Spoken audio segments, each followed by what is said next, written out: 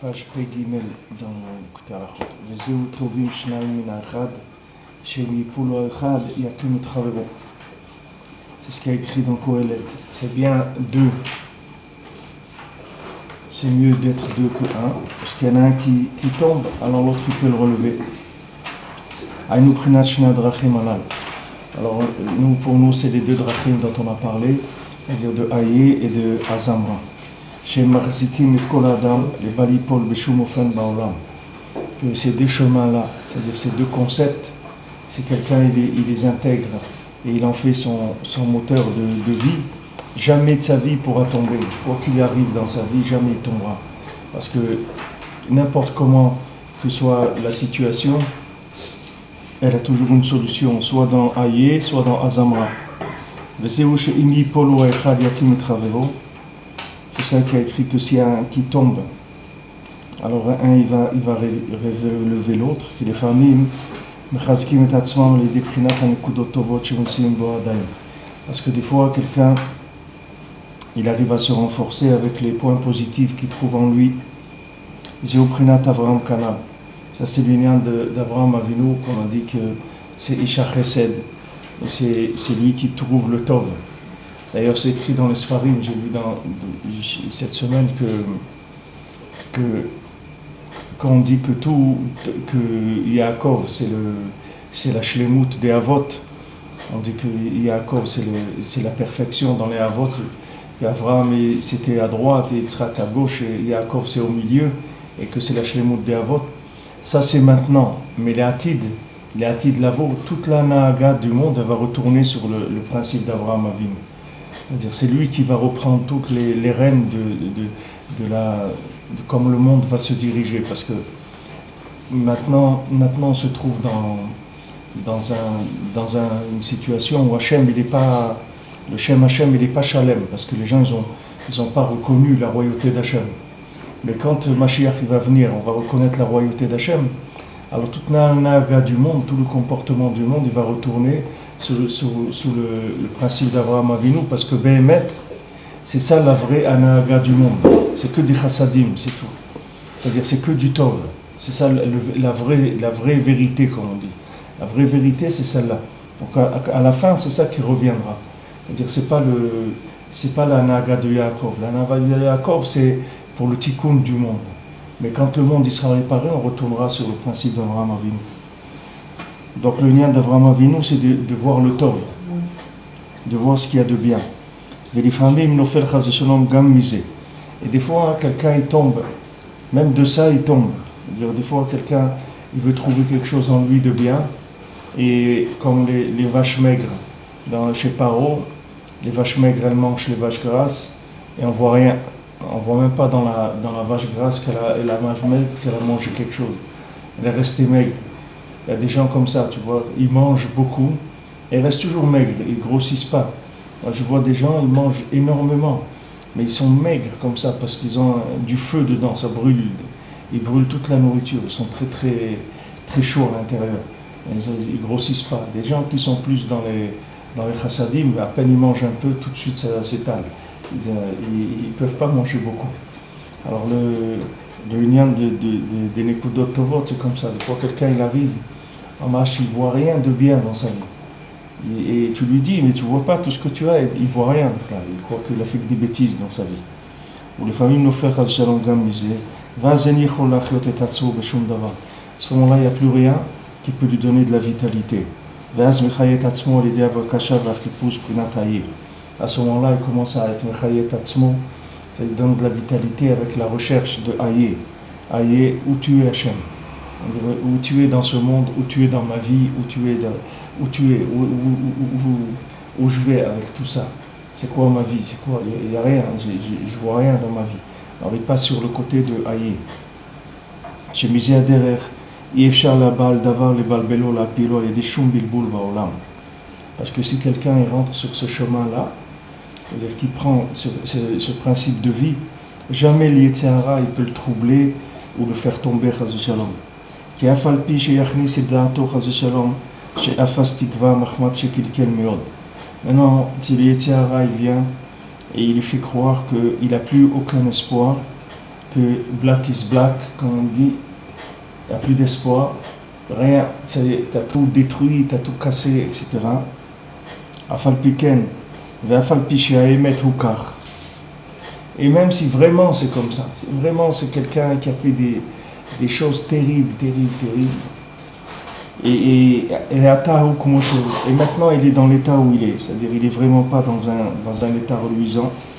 Afal piken, מאחר שכבר גילו לנו שאפילו במקומות המטונפים יכולים לחפש ולבקש את השם יתברך.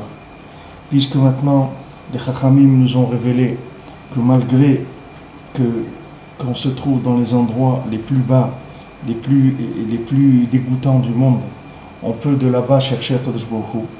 La halot al yedei daika le tachlit aliyah, et que précisément par le fait qu'on cherche Hachem dans les endroits les plus éloignés, de là-bas on va monter dans le niveau le plus élevé qui est les Prinat Aye, on va monter dans Aye, que rappelez-vous que Aye c'est le lien du Mahamar Satoum, c'est Mahamar Bereshit, c'est-à-dire que c'est Aye mais comme Kevodo, c'est-à-dire qu'on n'a pas commencé, parce qu'après on voit déjà Kavod Hashem. Quand tu vois un arbre, tu vois un oiseau, tu vois quelque chose de vivant, quelque chose de beau, il y a quelque chose. Mais dans le mot Bereshit, il n'y a rien, tu vois, il n'y a rien du tout, c'est Bereshit. Il n'y a pas de création, il n'y a pas c'est pas palpable. Alors là-bas, c'est Aye Mekom Kevodo, c'est l'endroit le plus élevé d'Akadosh Baruch Hu, où il n'y a aucune révélation du tout. C'est-à-dire, c'est le premier accès de l'infini dans le monde. Donc c'est encore l'infini, on ne voit rien, ça se manifeste d'aucune façon. Alors quand quelqu'un il tombe dans les endroits les plus loin, c'est-à-dire que maman il croit qu'il ne vaut rien, qu'il n'a rien fait de bien dans sa vie, etc. Il voit tout obscur. Quand là-bas il dit, mais où tu es Hachem, je sais que tu es là, même dans ces endroits-là, même dans Bereshit, je sais que tu es là-bas, même je ne vois rien. Après Bereshit, il y a au moins quelque chose, on peut dire voilà, Hachem c'est toi qui as donné la vie à l'oiseau, c'est toi qui as donné la vie à la vache, c'est toi qui as donné la vie au poisson. Il y a de la vie, une forme de vie où on peut palper quelque chose. Mais dans Bereshit, il n'y a aucune forme. Donc on sait qu'Hachem il est là-bas, il est plus là-bas que n'importe où ailleurs. C'est pour ça que tu ne peux pas le voir. Parce qu'il est tellement là que tu ne peux pas le voir, parce que sa lumière, elle est infinie, donc tu ne peux pas le voir du tout. Alors quand maintenant quelqu'un il descend dans les endroits les plus bas de sa vie, Chas v'Shalom, que Mamash se trouve complètement en bas, il doit savoir que là-bas, la lumière qu'il y a d'Hachem, c'est la plus grande lumière qu'il y a. Et c'est pour trouver ça qu'il est descendu là-bas. Abraham Avinu, pourquoi il est allé à la Hakeda? C'est parce que comme ça que l'homme Israël il allait exister. Si Abraham Avinu il avait fait un cheshbon quelconque, si c'était dit voilà, au lieu d'aller faire la Hakeda de Yitzhak, je vais le marier d'abord à Yitzhak, comme ça il a un enfant. Et comme ça après je peux l'égorger, parce que au moins Hachem il a dit, qu'est-ce que j'ai fait maintenant? C'est logique, Hachem il a dit tu vas avoir une descendance dans Yitzhak. Et cette descendance ça va remplir le monde et tout. Maintenant il me dit d'aller égorger Yitzhak. C'est pas possible. C'est-à-dire que ça va pas, même la parole d'Hachem ne pourra pas se réaliser. Donc qu'est-ce que je vais faire? Je vais le marier d'abord, qu'il ait un enfant. Et après je vais le faire. C'est pas que je vais pas faire ce qu'Hachem m'a dit. Je vais le faire, mais je vais le faire au contraire. Moi de moi-même, j'ai compris ce que Hachem il a voulu dire. C'est vrai qu'il veut que j'égorge mon fils Yitzhak, mais bien sûr après qu'il ait un enfant, puisque lui-même il a dit qu'il va avoir une descendance. Maintenant il aurait fait ça avant Avinu, ça y c'était terminé. L'affaire elle était terminée, c'était irrattrapable. Parce que son zivug à Yitzhak, il n'était même pas né. Rivka, elle est née que quand il a eu la Hakeda. C'est-à-dire tout le Inyan, comme Hachem il voulait l'amener, jamais ça aurait pu se venir. Avraham Avinu, il est rentré dans le rocher, l'obscurité la plus grande qui ait jamais existé. L'obscurité, elle vient de la logique, parce que tu vois rien, c'est-à-dire tu comprends rien à ce qui se passe. Quelqu'un, tu l'as aidé, tu l'as prêté de l'argent, quand il avait des problèmes, moi quelqu'un il est venu je lui ai prêté de l'argent quand il était jeune, je l'ai aidé à se marier, on a fait des trucs, tout, mamache pour lui et tout. Et vient quelques années après, il m'attaque au Beddin avec un mensonge gamour, c'est-à-dire un truc qui est basé sur rien que du sheker. Et le Beddin, il accroche au sheker. Et après, ça passe au tribunal, et trucs et tout. Et 10 ans après, voilà, je dois payer une somme astronomique, c'est-à-dire une somme de folie.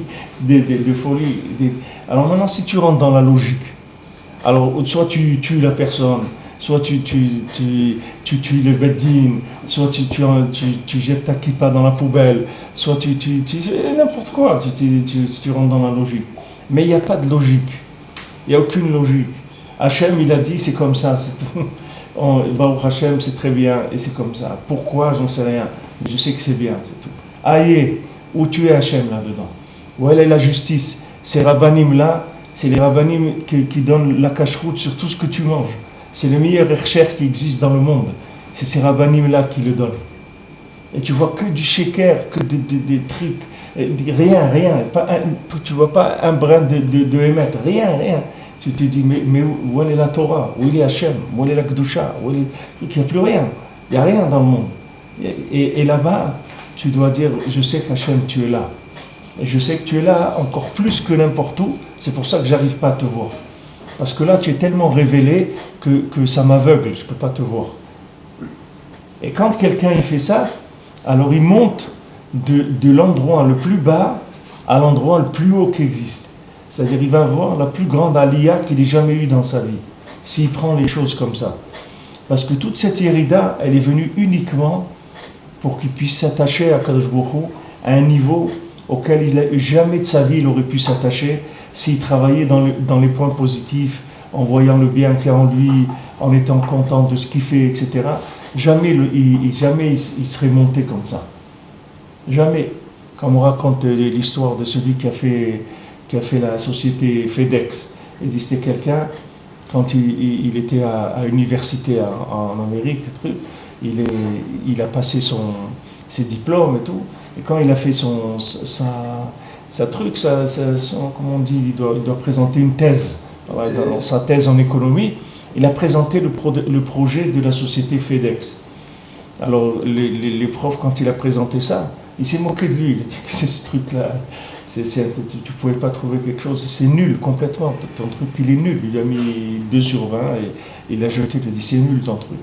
Alors lui il a dit voyez ça, ce que le projet que je vous ai dit là, je vais le faire et je vais réussir d'une façon extraordinaire. Et ça a été comme ça, il a fait ce truc là, c'était la société FedEx, c'était son projet qu'il a présenté pour finir ses études, et il a fait et il a été matzliach. Mais ce principe-là, il existe dans tout. C'est-à-dire que quand maintenant la personne, elle voit qu'elle est complètement en bas, c'est rien que pour qu'elle remonte en système accéléré, c'est tout. C'est pas Chas v'Shalom pour qu'elle soit en bas. Hachem, il veut mettre personne en bas, Chas v'Shalom. Hachem, il a créé le monde pour élever les gens, pas pour les faire tomber. Donc quand quelqu'un il voit qu'il tombe dans quelque chose que là-bas, c'est l'obscurité totale, là-bas, il faut qu'il crée aïe. Il dit Hachem, je sais que tu es là, mais je n'arrive pas à te voir. Mais je sais que tu es là. Je sais que tu es là plus que n'importe quand dans ma vie. Tu es mamache là, mais je ne te vois pas. Je ne te vois pas. Montre-toi à moi, montre-moi ainsi, montre-moi quelque chose, parce que je n'arrive pas à te voir. Alors quand quelqu'un il réagit comme ça, il dit Abinatan, il monte, de ça, il va monter à l'endroit le plus élevé de sa vie. Et ça, c'est valable dans la parnassa, c'est valable dans le shalom bayit, c'est valable dans la santé, c'est valable dans la ruchniyut, dans la tfila, dans la Torah. Dans tout, c'est un principe général. C'est-à-dire que la yérida, c'est un principe, quand quelqu'un il se trouve en bas, des bonnes yéridotes. Des fois, j'avais des amis comme ça que c'était difficile pour eux. Alors, ils me voyaient, ils me disaient, Abraham, toi, tu ne sais pas ce que ça veut dire une yérida. Tu ne sais pas ce que c'est tomber dans la vie. Tout. Mais ce qu'ils ne savent pas, c'est que moi, je tombais encore plus qu'eux, mais seulement, je ne le montrais pas, c'est tout. Eux, quand ils tombaient, ils hurlaient, et ils pleuraient, et ils trucs et tout. Moi, quand je tombais, je continuais comme s'il n'y avait rien du tout. Donc ça se voyait. Alors ils croyaient, eux, que moi, j'étais plus fort qu'eux. Ils disaient, toi, tu fais le malin parce que tu n'es jamais tombé, tu ne sais pas ce que ça veut dire. Mais ils ne savaient pas que je tombais beaucoup plus que ce qu'ils tombaient, eux. Ils verront dans l'Olam Haba. Mais seulement, la seule chose, c'est que je faisais ça. C'est-à-dire que je continuais comme s'il n'y avait rien du tout. Comme s'il ne se passait rien. Continuais à faire exactement la même chose que je faisais. Sans cœur, sans envie, sans truc, sans... Après, je me donnais des coups de tête contre les murs. Tellement j'étais pas bien, mais continuais comme s'il ne se passait rien du tout. Et de là, après, tu montes à chaque fois. Parce que c'est des systèmes d'élévation accélérés. Tu vois, par exemple, ce gars-là, il n'aurait pas eu le prof qui lui a dit ton truc, il est nul. Jamais il aurait fait cette entreprise-là. Jamais il aurait réussi dans sa vie. Peut-être qu'il aurait fait un autre truc, n'importe quoi. Mais la tzlacha qu'il avait, elle était dans ce trou-là, où il l'a mis le professeur. Imagine-toi, tu fais des études, 2 ans, 3 ans, 5 ans, je ne sais pas, et tu arrives, tu présentes une thèse, ça veut dire que tu es à la fin de tes études, il te dit ton truc, il est nul. Ça veut dire que tout ce que tu as fait, ça vaut rien du tout. Et maintenant, de là, tu te relèves, alors là, tu montes tout de suite en haut. Alors le principe, Béhémet, quand on dit Yerida, c'est Tachlita Aliyah, ça veut dire que toutes les Yeridotes qu'on a, c'est des chassadim d'Hachem pour nous faire des systèmes accélérés de montée accélérée. Parce que si Hachem nous laissait monter dans la joie, c'est-à-dire en étant content de nous-mêmes, etc., la montée, elle serait progressive, c'est-à-dire tu monterais un petit peu à chaque fois, un petit peu à chaque fois. Mais Hachem, il veut t'élever d'un coup de là où tu es à un niveau extraordinaire. Maintenant, ça, il ne peut pas le faire avec une progression régulière, normale, parce que tu ne pourras pas. En passant par des étapes, tu ne pourras pas. Donc Hachem, il te fait monter directement d'un endroit très bas à un endroit très très haut. Et pour ça, quand tu es en bas, il ne faut pas que tu perdes à une seule seconde, que tu perdes de vue que cet endroit-là où tu te trouves maintenant, il est voulu par Hachem pour ton bien, pour te faire accélérer ton progrès dans la vie. Que si Hachem il te laissait progresser que dans des choses qui sont satisfaisantes, tu ne pourrais pas progresser. Comme ça, en tout cas, tu pourrais. C'est-à-dire, quand tu sors d'une Yerida, c'est comme si tu es rentré dans un. Si tu veux, dans une machine. Dans les films, ça existait les machines à remonter le temps, comme ça. Tu rentrais dans une machine, tu te faisais tourner, et là-bas, tu montais 1 siècle, 2 siècles, 3 siècles en arrière. Il y avait des films comme ça, ils faisaient la machine à remonter le temps. Mais ça, le principe de la Yerida, c'est la même chose. Parce que maintenant, quand tu descends dans l'obscurité, sur toi-même, sur ta vie, sur ta réussite, etc., tu vois les années avancent, tu vois qu'est-ce que tu as fait de ta vie. Tu vois des amis à toi, ils ont fini le chasse déjà 10 fois, 15 fois. Tu n'as même pas fait 2 gmarottes encore dans ta vie, même pas une, tu as pu faire aussi ou encore. Tu te dis, où je vais. Mais si tu cherches Hachem dans la Yerida dans laquelle tu te trouves, tu vas monter dans Tachlita Aliyah. Là, il y a bon, on a parlé en France d'un autiste, etc., de Shmuel. Maintenant, ils ont parlé de ce Shmuel, ils ont expliqué quand il est né, il est mort. C'est-à-dire dans le ventre de sa maman, juste au moment de naître, il est mort. Et après, il a revécu. Mais comme le cerveau n'a pas été irrigué, il est resté avec 1% du cerveau seulement. Avec 1% du cerveau. Mais maintenant, lui avec 1% du cerveau, il voit, il a de la prophétie. Parce qu'il voit, avec sa neshama, il voit. Donc, de là, qu'est-ce que tu apprends? Qu'est-ce qui empêche un homme d'être un prophète? C'est parce que son cerveau, il marche. Si quelqu'un a un cerveau qui ne marche pas, il devient tout de suite un prophète. Parce que qu'est-ce qui empêche de voir? C'est parce que le cerveau, il te quadrille tout. Tout, il te le met en place. Tout, il t'analyse tout. Voilà, c'est comme ça, c'est comme ça. Tout, il te le met carré. Mais si tu fais tout carré, jamais tu peux avancer. Tu peux avancer qu'au carré. Avancer au carré, ça veut dire que tu vas faire un pas devant toi. Tu vas faire 2 pas. Tu vas sauter 3 mètres. Mais dis à quelqu'un, tu vas sauter 3 milliards d'années-lumière, et tu te dis, mais jamais on peut faire. Mais oui, tu peux faire ça. Comment tu vas faire ça? Tu vas descendre dans l'obscurité. Quand tu vas descendre dans l'obscurité, Hachem, il peut te parler en langage infini, pas en langage fini. Parce que quand tu es dans la logique, quand ta logique elle marche, quand tu comprends les choses. Si maintenant Avraham Avinu l'avait dit, Hachem il avait dit à Avraham Avinu, bon maintenant tu as eu Yitzhak, viens on va faire un grand repas, tu vas monter sur la montagne, on va inviter tous les rois du monde, ils vont venir pour connaître ton fils, etc. Il n'y a pas de problème, on le fait ça. Mais qu'est-ce qu'il va y avoir comme progrès là-dedans? C'est un progrès tangent, c'est un progrès logique. Mais quand il est descendu là où il est descendu, dans la plus grande illogique qui ait jamais existé dans le monde, comment quelqu'un, Hachem, il lui dit quelque chose et après Hachem, il lui dit le contraire. C'est le contraire mamash, dans la logique, il n'y a pas, c'est le contraire. De la promesse d'avoir une descendance qui sera plus que le sable de la plage, de la mer, et d'un autre côté d'aller lui dire d'aller égorger son fils, c'est complètement, il n'y a pas de rapport, il n'y a aucun rapport logique, mais c'est ça qui fait grandir la personne. C'est là où tu grandis. Quand tu passes par des moments où tu ne comprends rien, où les gens te disent que tu es un idiot, que tu n'as rien fait de ta vie, que tu n'as rien réussi, truc et tout, et que tu passes par ces sas-là, ces machines à remonter le temps, alors tu gagnes des siècles, tu avances par des siècles et des siècles.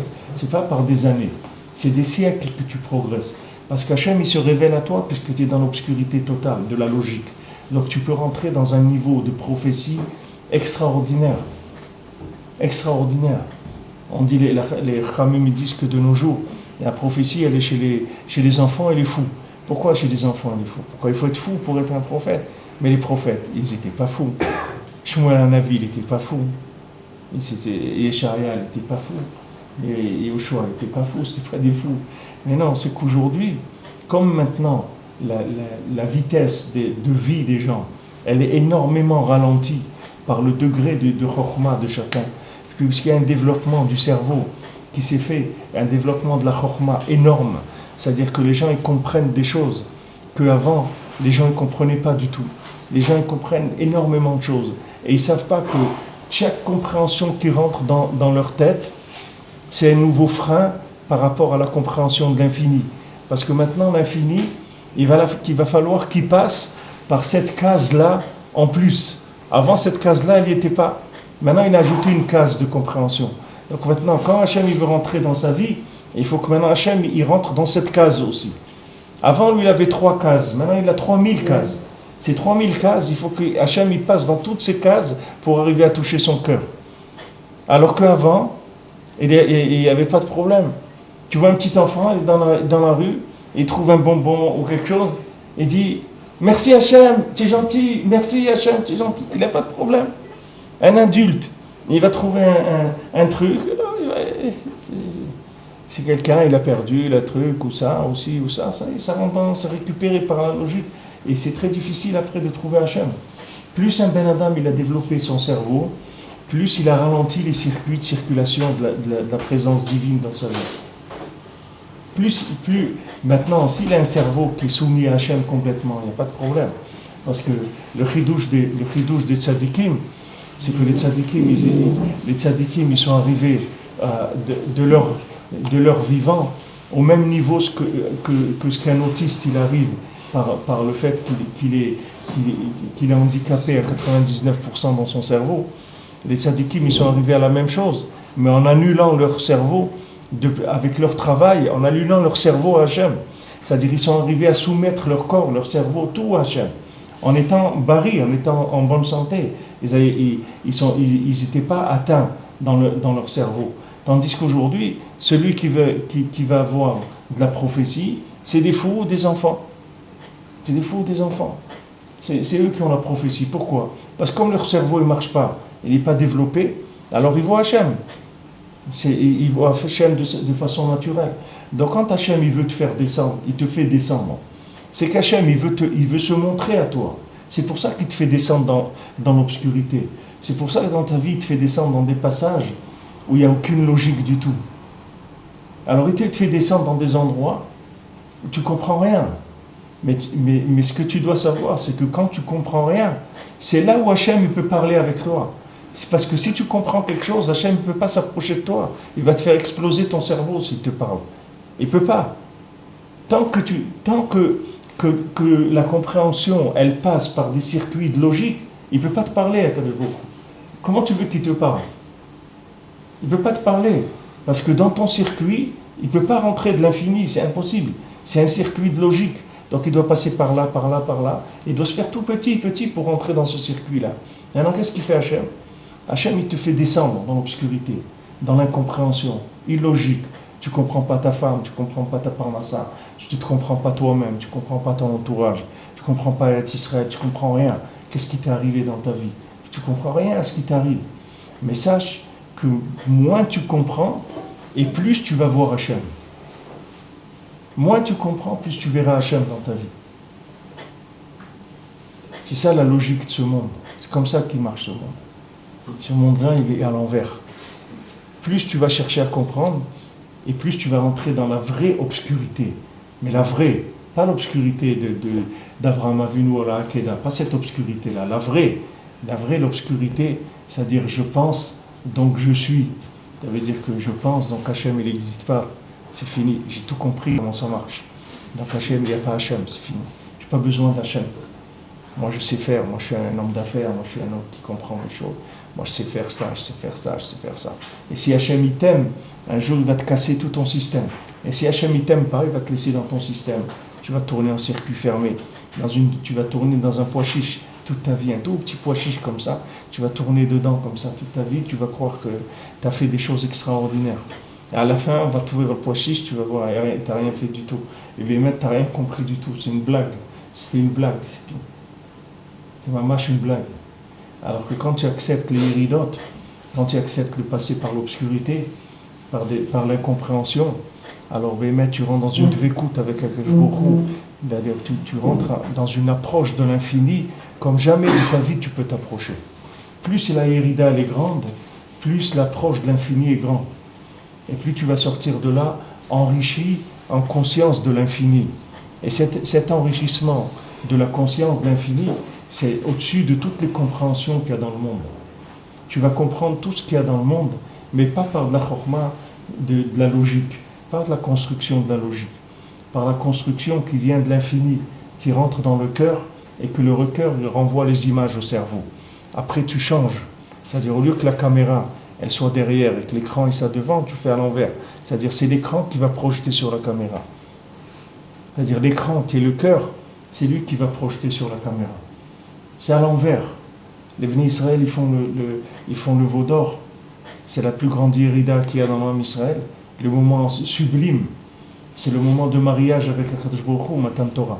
C'est écrit que la Torah c'est la Ktuba entre Akadosh Baruch Hu et l'homme Israël.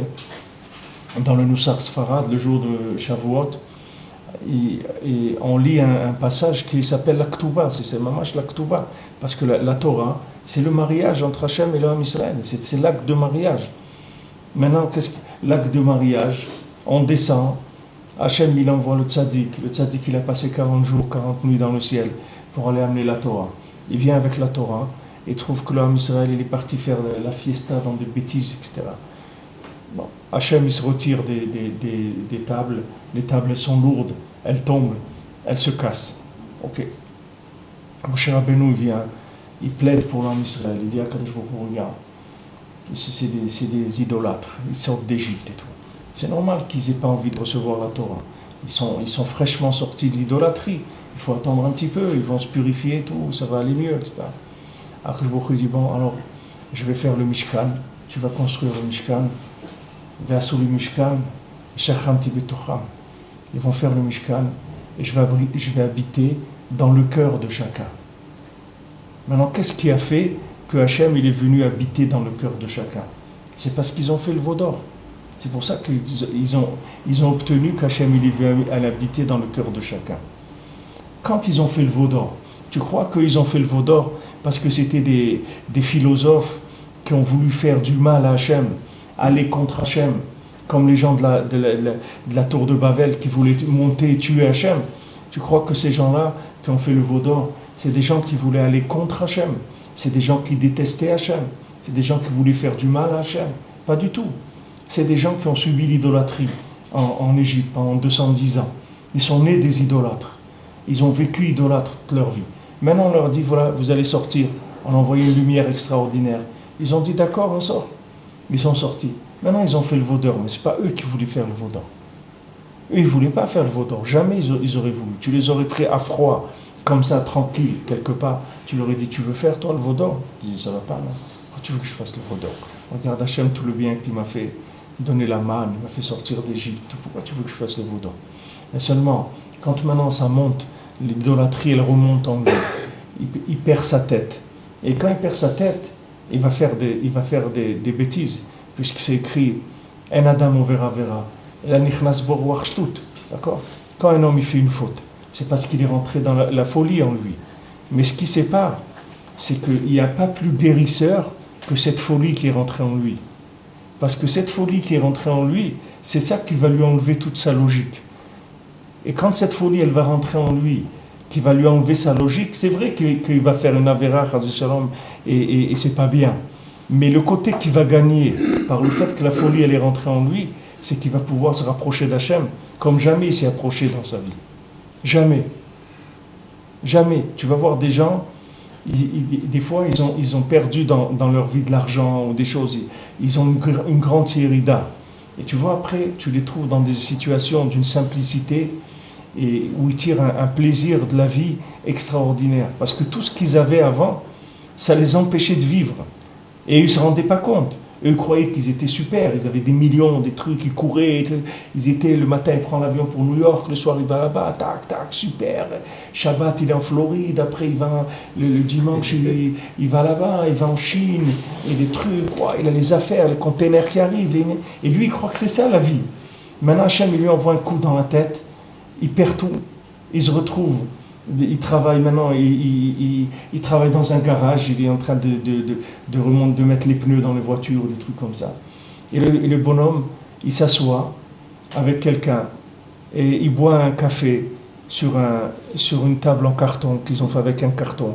Et ils rigolent et ils sont contents et tout. Et il voit que ce plaisir-là, jamais de sa vie, il aurait pu se le payer. Jamais. Parce que là où il était, il ne pouvait pas rentrer là-dedans. C'est impossible. Maintenant, chacun, c'est pareil dans sa vie. Il faut savoir que chaque hérida, même si quelqu'un, il a fait une avéra, il faut savoir que quand c'est passé, c'est rien que du tov. Il n'y a rien de mal. Il n'y a rien de mal. Parce que si jamais il n'y avait pas eu le Hegel, jamais il y aurait eu le Mishkan. Jamais. C'est le Hegel qui a fait qu'il y a eu le Mishkan. Parce que le Hegel, il a donné une sensation au Ham Israël tellement qu'ils ont fauté, tellement qu'ils se sentaient loin, qu'ils ont perdu toute logique, toute façon, ils n'ont plus rien compris. Ils ont dit, mais on est des gens, mais on est des nuls. Regarde tout ce qu'Hachem nous a fait comme miracle, comme truc, et nous on a été faire ça. Mais c'est terrible. Comme chacun, quand il faut tout truc, il dit, regarde tout ce qu'Hachem il m'a fait dans ma vie. Il m'a donné ça, et moi j'ai fauté, etc. Cette chose-là, c'est-à-dire ce regret-là, cette annulation de la logique, c'est ça le début de la vie. C'est-à-dire c'est ça le début de la vision de l'infini. C'est comme ça qu'il va voir l'infini. Et après, quand il monte, il ne voit plus rien. Quand il monte, il ne voit plus rien. Quand il monte, il ne fait que ruminer ce qu'il a vu dans la Hérida. Comme les animaux qui ruminent. C'est-à-dire qu'il fait remonter. Il fait remonter de son cœur vers son cerveau. Et il rumine ça. Il mange ce qu'il avait en stock déjà. Mais il n'y a plus de stock. Sur le niveau, on a tous envie de la table, c'est tentant de... Quand une aberration présente, déjà de plus se laisser aller à ne pas surmonter, par exemple, les etc. ou quelque chose comme ça, de se dire, bon, je me laisse aller, mais au moins après je vais avoir toutes ces merveilles. Non, tu n'as pas le droit de faire ça, parce que maintenant, c'est dur si maintenant... Je n'arriverai jamais à atteindre quoi que ce soit si je tombe pas. Non, tu peux, si tu résistes à l'avéra, tu auras la même chose. Mais maintenant, il faut que tu résistes. Il faut que tu arrives à résister. C'est la même chose.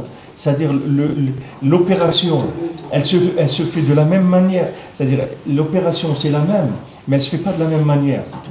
Il y a l'opération comme elle se fait avant. Si tu résistes à la vera, alors tu vas recevoir la même chose. Parce que maintenant, quand tu vas résister à la vera, tu vas résister à un instinct qui te pousse maintenant à faire quelque chose.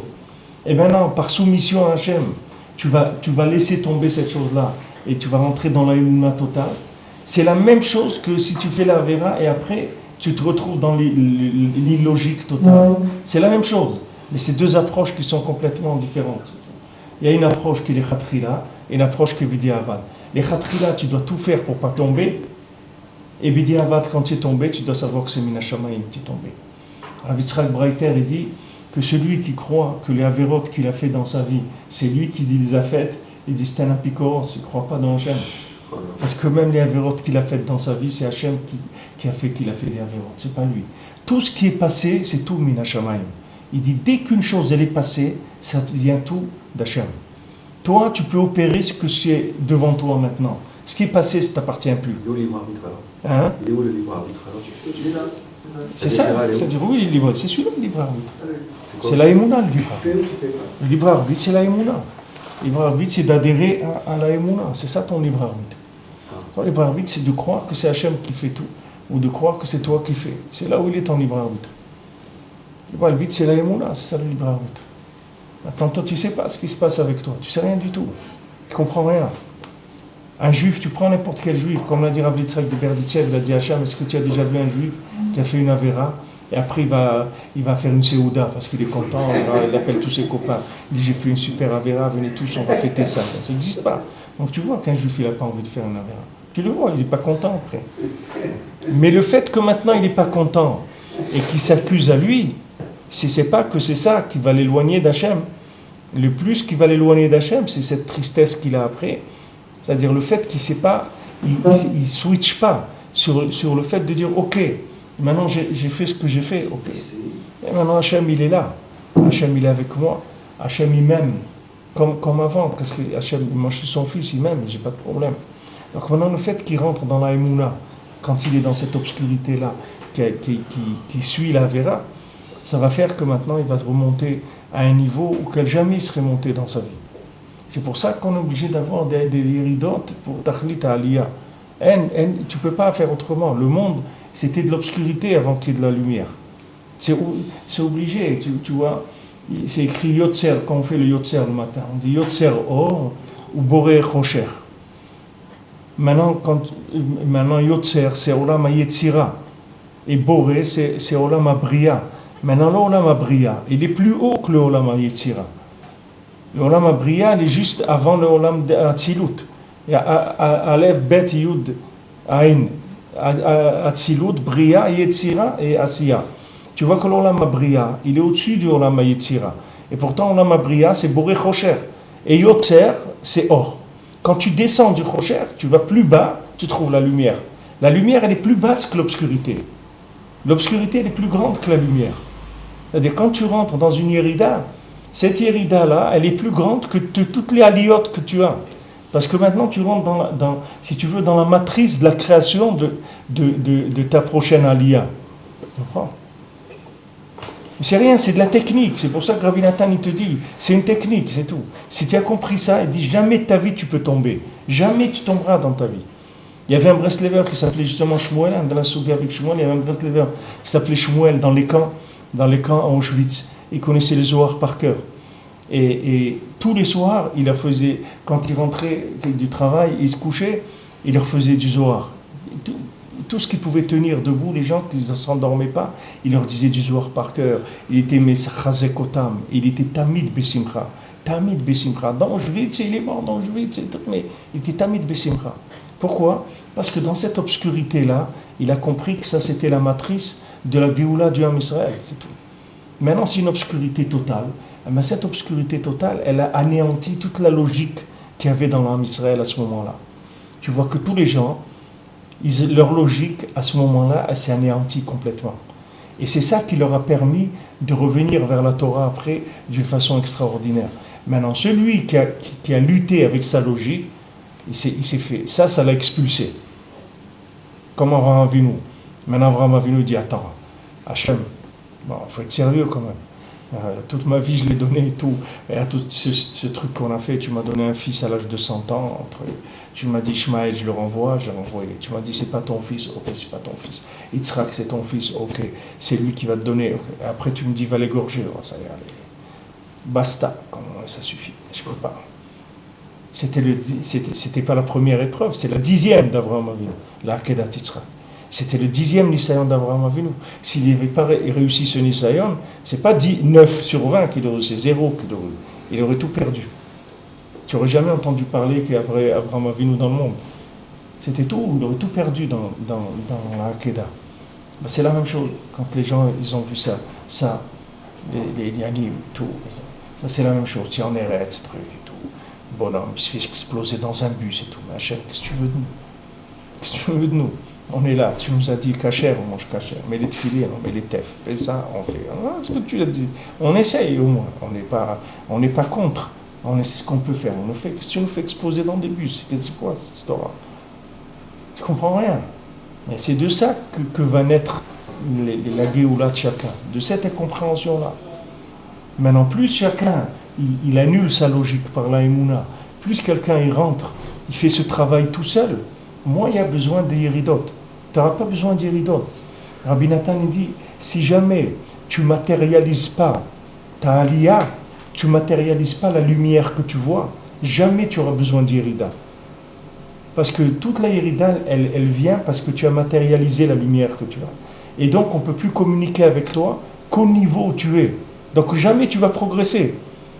Puisque maintenant, tu as matérialisé ta façon d'être. Tu l'as matérialisé, tu l'as rendu tout un système logique.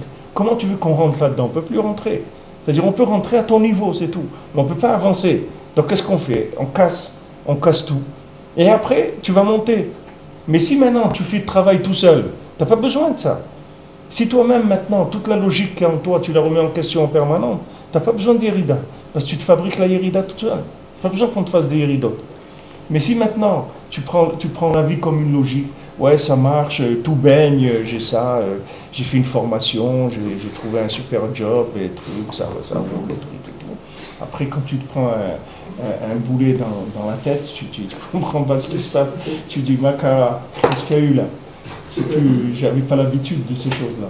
Mais c'est du chesed d'Hachem.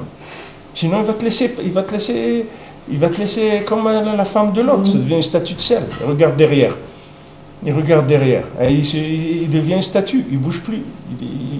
Il regarde derrière. Il regarde ce qu'il a construit, ce qu'il a fait, où il est arrivé, etc. Et ça, il se bloque tout de suite. Il est bloqué. Maintenant, Hachem, chaque fois que j'ai une irida, il faut savoir, c'est parce que j'ai cru que j'avais réussi quelque chose, que j'étais quelque chose.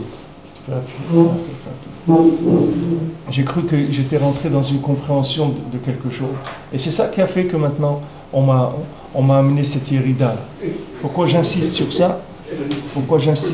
Parce que c'est une des choses les plus fondamentales qu'il y a dans le judaïsme. Et c'est une des choses que les gens ils savent le moins. Et si les gens ils savaient ça, combien ils seraient besimcha? Et si quelqu'un il intègre cette méthode-là, combien il y a des gens ils font des formations, ils appellent ça en Eretz Sandaout ou je sais pas quoi, des espèces de sadna, ou je sais pas comment ils appellent ça, des stages, des trucs de formation. Si les gens ils faisaient des formations sur ça, ils sauveraient le monde entier, les gens ils sauveraient de leur vie. Jamais les gens ils divorceraient, jamais les gens ils bougeraient leur matzah. Au contraire, plus ça serait obscur, plus ils seraient contents. Il me dit, ça veut dire qu'Hachem, il est là. Plus Hachem, il me donne des examens que je ne comprends pas, plus ça veut dire que je suis grand. Hachem, il m'a donné un examen, je ne comprends même pas le texte de l'examen. Je n'arrive pas à le lire. Ça veut dire que Hachem, il me considère comme quelqu'un de très très fort. Parce qu'il m'a donné ce texte-là, je ne comprends rien. Déjà, dans les données de l'examen, je ne comprends pas. Ça veut dire que c'est très fort. Hachem, il me considère comme quelqu'un de très très élevé. Rabbi Nathan, il te le dit. Il dit que si quelqu'un connaît ces deux chemins-là, jamais de sa vie il tombe. Jamais il va tomber. Ça ne veut pas dire qu'il ne va pas descendre, mais il ne va pas tomber. C'est-à-dire qu'il restera toujours chazak dans la Emouna. Jamais il va tomber de la Emouna. Toujours il va rester avec Hachem. Quoi qu'il arrive dans sa vie, il restera toujours avec Hachem. Parce qu'il a compris le tandem, comment il marche. Il y a des fois où il y a des points positifs. Bon, Hachem, on voit des choses, on a réussi, on a quelque chose. Hachem nous a donné ça, bon, Hachem. Ça roule, on tire de l'énergie du positif. Et il y a des fois où il n'y a pas de positif, il n'y en a plus, on ne voit rien. Ce n'est pas toutes les iridotes qui sont totales, mais il y a des fois il y a des iridotes qui sont kimat totales, presque. C'est-à-dire que la personne elle est presque complètement par terre. Et si là, maintenant, elle sait cette chose-là, que Béhémet, c'est un moment de dvekout avec le Ensof, c'est pour ça qu'elle descend. C'est-à-dire c'est un moment où il va s'attacher à l'infini. C'est pour ça qu'il descend dans sa vie. C'est pour s'attacher à l'infini, pour monter beaucoup plus haut que ce qu'il est. Il va rentrer dans un système où il va s'élever d'une façon complètement illogique par rapport à sa progression. Et c'est comme ça que les gens ils peuvent avancer. Et c'est comme ça que tu peux décrocher des neshamot aussi.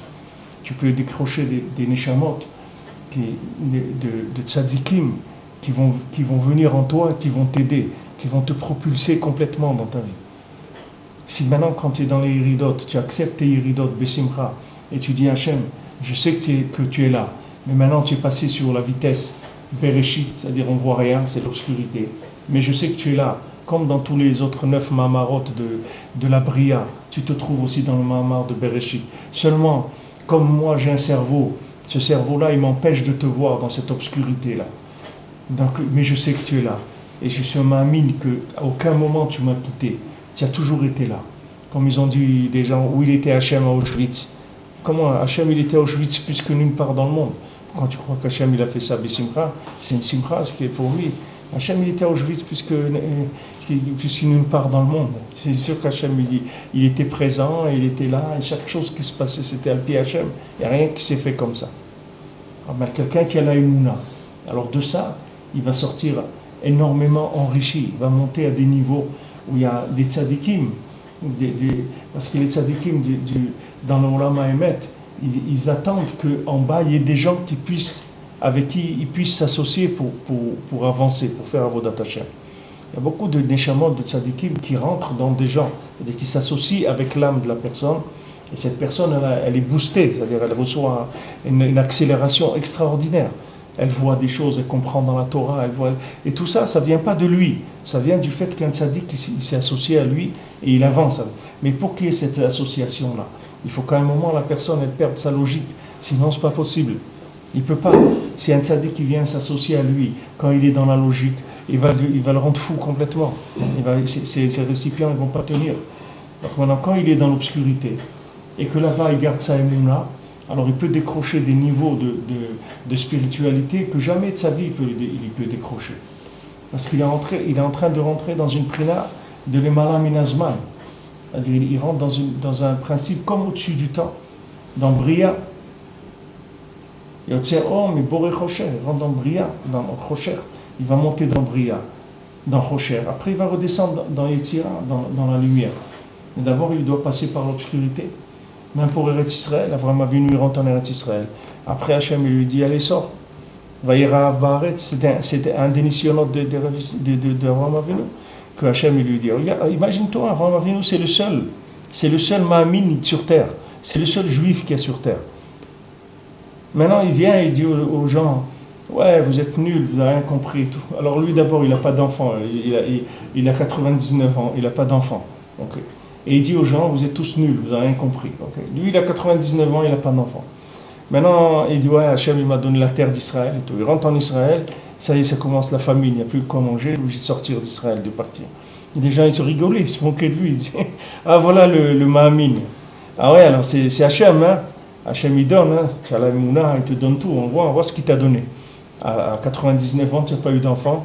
Il t'a dit Eretz Israël, dès que tu es rentré en Israël, il n'y a plus à manger. Il faut que toi-même tu sortes d'Israël pour chercher à manger. Mais c'est quoi ta émouna là? C'est quoi ton histoire là? C'est une blague, allez laisse tomber. Tu vois pas que c'est une blague ton truc? T'as donné un fils, il t'a dit va l'égorger. Mais laisse tomber, ça y est, viens chez nous, les idoles, tu verras qu'ils ne vont jamais te dire de faire ça. Ils vont te laisser tranquille, ils ne vont pas te dire va égorger ton fils, les idoles. Où tu vas avec cette histoire? C'est la même chose, la vie de chacun c'est pareil. Et quelqu'un il est venu me voir cette semaine, il a passé je ne sais pas combien d'années en Eretz, je le connais depuis au moins 7 ans, il était en Eretz. Et voilà, il est venu, il m'a dit ça fait 5 mois que je suis retourné à Paris. Avec une grande famille, hein, beaucoup d'enfants. Alors maintenant, qu'est-ce qu'il va? Si maintenant ce gars-là, il branche à une seconde les 2 fils, mais les 2 fils, tout son cerveau il explose. Ça y est, c'est fini. Les gars, ils lâchent tout. Parce que si maintenant, de monter en Israël, de s'installer, de s'adapter, les enfants, les écoles, les trucs, la parnassa, il se bat, le gars, ok. Après tout ça, des années, le gars il refait son baluchon et repart. C'est dur, c'est dur, c'est dur. Maintenant, avant de faire ça, il doit essayer de résister au maximum pour ne pas partir. Il doit rester. Il dit, Hachem, moi je reste, moi je pars pas. Ah, il n'y a pas de parnassa, moi je reste, je pars pas, c'est tout. Moi je ne sais pas ce qui va m'arriver. Moi même je meurs, mais je meurs ici. Je préfère mourir ici que de vivre ailleurs. Moi je reste là. Ça c'est les khatrila. Il faut aller jusqu'au bout de ce quelqu'un il peut aller. Comme on a dit tout à l'heure. Il a la vera devant lui, il la fait pas. Il va au maximum. Maintenant il est tombé, on tourne, on change. Tant que maintenant il n'est pas tombé, il reste sur Azamra. Maintenant, il est tombé, il switch sur Aïe tout de suite. Aïe, je sais qu'Hachem, tu m'as fait sortir d'Israël parce que tu veux me donner beaucoup plus que ce que j'avais. Parce que comme l'approche que j'avais d'Israël, c'était pas la bonne. Et maintenant, tu veux me donner autre chose. C'est pour ça que tu m'as fait sortir. C'est pour mieux revenir, etc. Voilà, il doit switcher complètement sur autre chose. Et il doit avoir aucun bilboul. C'est-à-dire, à aucun moment, il faut qu'il réfléchisse sur ce qui s'est passé dans sa vie. Si c'est passé, c'est bien, c'est Hachem et tout. Maintenant, là où il se trouve, à partir de ça, il démarre, maintenant. Complètement, Mechadesh Laïm. Et si quelqu'un est mitrazek, d'abord il va revenir très rapidement en Israël. Et il va revenir avec des kelim beaucoup plus grands que ce qu'il avait la fois d'avant. Et normalement, il n'aura plus besoin de repartir. Mais il ne faut pas avoir peur. Il y a des gens, moi je connais quelqu'un, 4 fois il est reparti. Mais pas il est reparti comme ça, avec le cadre et tout. C'est-à-dire, c'est pas il part avec la petite valise, genre gentleman. Avec le cadre, tout. Il refait le cadre 4 fois. 4 fois, il retourne par des habités en France, 4 fois, il revient en Eretz. Jusqu'à qu'après, bon, on s'en est resté. Mais on ne sait pas. Nous, on ne comprend rien. Toi, tu vas jusqu'au maximum de ce que tu peux faire. Dès que tu vois que tu tombes, tu changes l'approche. Dès que tu vois que tu rentres dans l'obscurité, tu laisses la logique, tu laisses la compréhension, et tu t'attaches à la émouna totale. Et tu te dis, c'est bien, c'est super. Tu parles que c'est bien, c'est une flamméode. Une flamméode, merci mon Dieu. Merci mon Dieu que tu es avec moi. Merci mon Dieu que tu es avec moi comme tu n'as jamais été avec moi. Je te sens proche de moi plus que jamais. Dans l'obscurité, dans cette obscurité-là. Alors ce principe-là, c'est toute la Torah de Rabbeinu, toute la Torah de Breslev, elle est basée sur ça. C'est Aïe Azamra, c'est ça, tout l'enseignement de Rabbeinu, il est là-dedans, dans ces deux. Parce que celui qui a cette technique-là, jamais il va tomber dans sa vie. Jamais il va être triste, toujours il va être de simcha. Jamais il va être triste. Si maintenant j'ai trouvé les pépites d'or, alors je suis content. Bon, Hachem, il y a des pépites d'or dans mon tamis. Voilà, j'ai les pépites d'or. Et si maintenant je n'ai pas trouvé, alors je continue à tamiser, c'est tout. Il faut aller sur les deux. C'est-à-dire, dans les deux, il faut connaître l'attitude à avoir. Et si quelqu'un il a ça, jamais il tombe dans sa vie. Même si Hachem Ishmor, il passe par des choses les plus terribles. Il faut savoir que les moments les plus terribles du Ham Israël, c'est ça qui a construit le Ham Israël. C'est comme ça qu'on s'est construit. Maintenant, les gens ils voient, mais disent, pourquoi tellement de souffrance? Pourquoi 6 millions? Pourquoi ça? Pourquoi des atrocités? Mais parce que toi, tu ne sais pas ce que c'est le Ham Israël. Tu ne connais pas la force du Ham Israël. Toi, tu crois qu'un juif, c'est comme un goy. C'est pour ça que tu ne sais pas ce que ça veut dire pour le Ham Israël. Nous, on ne sait pas. On ne sait pas ce que c'est un juif. C'est pour ça que quand on voit des choses, on ne comprend pas. Parce que les gens, ils vont d'après une logique du monde. D'après la logique du monde, comment elle est. C'est-à-dire qu'un être humain, et tous les humains, ils sont égaux, etc. Mais ce n'est pas égaux, c'est pas vrai. Il n'y a aucune égalité. Un juif, il est égal à rien du tout sur Terre. Un juif, c'est une bria spéciale. Il n'a rien à voir avec le monde. Donc, nous, on a un rapport avec Hachem qui n'a rien à voir avec le reste des gens. Donc, nous, on a des comptes avec Hachem, une façon de vivre avec Hachem qui n'est pas comme le reste du monde. Hachem, il ne nous fait que du bien. Même les choses des pires qu'il y a eu dans Israël, il faut savoir, c'est que du bien, c'est tout. Et un jour, tu vas le comprendre que c'était que du bien. Maintenant, tu ne peux pas le comprendre. Parce que si tu pouvais le comprendre, le message qu'il a voulu te dire, tu ne pourrais pas le comprendre. Le message qu'Hachem il a voulu amener au Ham Israël par cette Yérida-là, de la Shoah par exemple, et je parle maintenant à un niveau clali, mais chacun individuellement, il sait dans sa vie par où il est passé, le message c'est-à-dire la proximité d'Hachem que tu as atteint dans ces moments-là, jamais de ta vie tu aurais pu les atteindre. Jamais. Par la logique. Parce que ton cerveau, il est trop petit. Il est trop petit pour recevoir l'infini en toi. L'infini ne peut pas rentrer dans ton cœur. Parce que ton cerveau, il est trop petit. Il ne peut pas. C'est comme des tuyaux. À un moment, il se réduit. Quand il se réduit, ça y est. Après, tu peux passer que par rapport maintenant, le débit il baisse. Parce que le tuyau, il s'est rétréci. Le cerveau, il est tout petit. Le cerveau d'un homme, par rapport à la lumière d'Hachem, c'est tout petit. Même que le cerveau, c'est très grand. C'est quelque chose de très grand que les gens ils disent que chaque personne, elle n'utilise même pas 1/1000e de son cerveau et tout. Même avec tout ça. Même si tu prends quelqu'un qui a une tête, qui a un super cerveau et tout, c'est nul par rapport à un point de l'infini. Il ne peut pas rentrer l'infini dans ce cerveau-là. Comment tu veux que ce cerveau-là, il laisse rentrer Hachem dans ton cœur? Il ne peut pas. Il est trop petit. Donc il te réduit tout. Il te réduit tout. Quelqu'un il a un panier, il va faire les commissions, mais son panier il est petit. Maintenant lui il a envie d'acheter ça. Mais maintenant il va acheter quoi? Par rapport à ce qu'il peut mettre dans son panier, c'est ça qu'il va acheter. Si maintenant dans son panier il peut mettre 30 pommes de terre et 2 carottes, voilà ce qu'il va acheter, c'est tout. Et tout le reste il ne peut pas l'acheter, il n'a pas de place dans son panier. Il ne peut pas. Alors qu'est-ce qu'il fait Hachem? Hachem il vient, il te fait vivre une situation qui t'annule ton cerveau. Complètement. Le cerveau il ne comprend plus rien. Il le met out. Quand il a mis out, ça y est, les Shefa ils sont dans le cœur. La lumière d'Hachem, Ensof, il rentre dans le cœur, devient Ensof. Si tu es dans la Emouna, si tu gardes la Emouna dans la Yerida, alors tu remplis ton cœur de lumière infinie. Sans arrêt, ça se remplit. C'est le Mishkan de l'homme, le cœur. Le cœur, il peut rentrer tout le Olam Haba, il peut rentrer dans ton cœur. Il n'y a pas de limite. Le cœur, il est infini dans sa capacité de recevoir. Donc maintenant, quand ton cerveau, il s'est annulé, alors maintenant tu peux être sa mère. Ça y est, ça rentre comme les rêves. Quand tu rêves, tu peux rêver des choses extraordinaires. Tu peux rêver des gens qui sont morts, tu peux rêver des messages. Pourquoi tu rêves tout ça? Parce que ton cerveau, il est out. Réveille le cerveau une seconde, c'est fini. Tu ne peux plus voir autre chose que ce que tu vois avec ta tête. Tu ne peux plus voir. Maintenant, il y a des gens que quand ils sont réveillés, ils ont des visions. Il y a des gens qui ont des visions quand ils sont réveillés. Mais ça, c'est des gens qui sont arrivés à annuler complètement leur cerveau à Hachem. Comme je vous ai dit tout à l'heure, ça dit qu'ils peuvent annuler, bémettre leur cerveau à Hachem. Alors ils rentrent dans la névoie, ils rentrent dans des choses extraordinaires, en étant réveillés. Heureusement que l'homme ne peut se servir que de très peu de son cerveau. C'est ce que tu disais, 1/1000e de son cerveau. Ouais, ils disent... C'est une Tova alors ça. Hein? C'est une Tova ça. C'est une Tova. C'est-à-dire qu'on a un outil qui pourrait nous... Ben c'est le cadeau qu'on a reçu de notre ancêtre, de Adam Arishon. C'est lui qui nous a fait ce cadeau. Quand il a mangé de la connaissance du bien et du mal, c'est ça qu'on est en train de subir. S'il n'avait pas fait ça... On a quelque chose de si puissant. Parce qu'en plus, on utilise seulement 1/1000e, c'est un problème. Alors si on utilise la totalité... Parce que le monde, il est à l'envers. C'est pas que le cerveau, il n'est pas bien. Le cerveau, il est nifla meod. C'est pas qu'il n'est pas bien. Le cerveau, c'est un keli extraordinaire. Mais seulement, comme Adam Arishon, il a mangé du Etz Hadat. Il a laissé le Etz Hachaim, qui était le cœur, pour le Etz Hadat, qui était le cerveau. C'est ça qui a inversé le système du monde.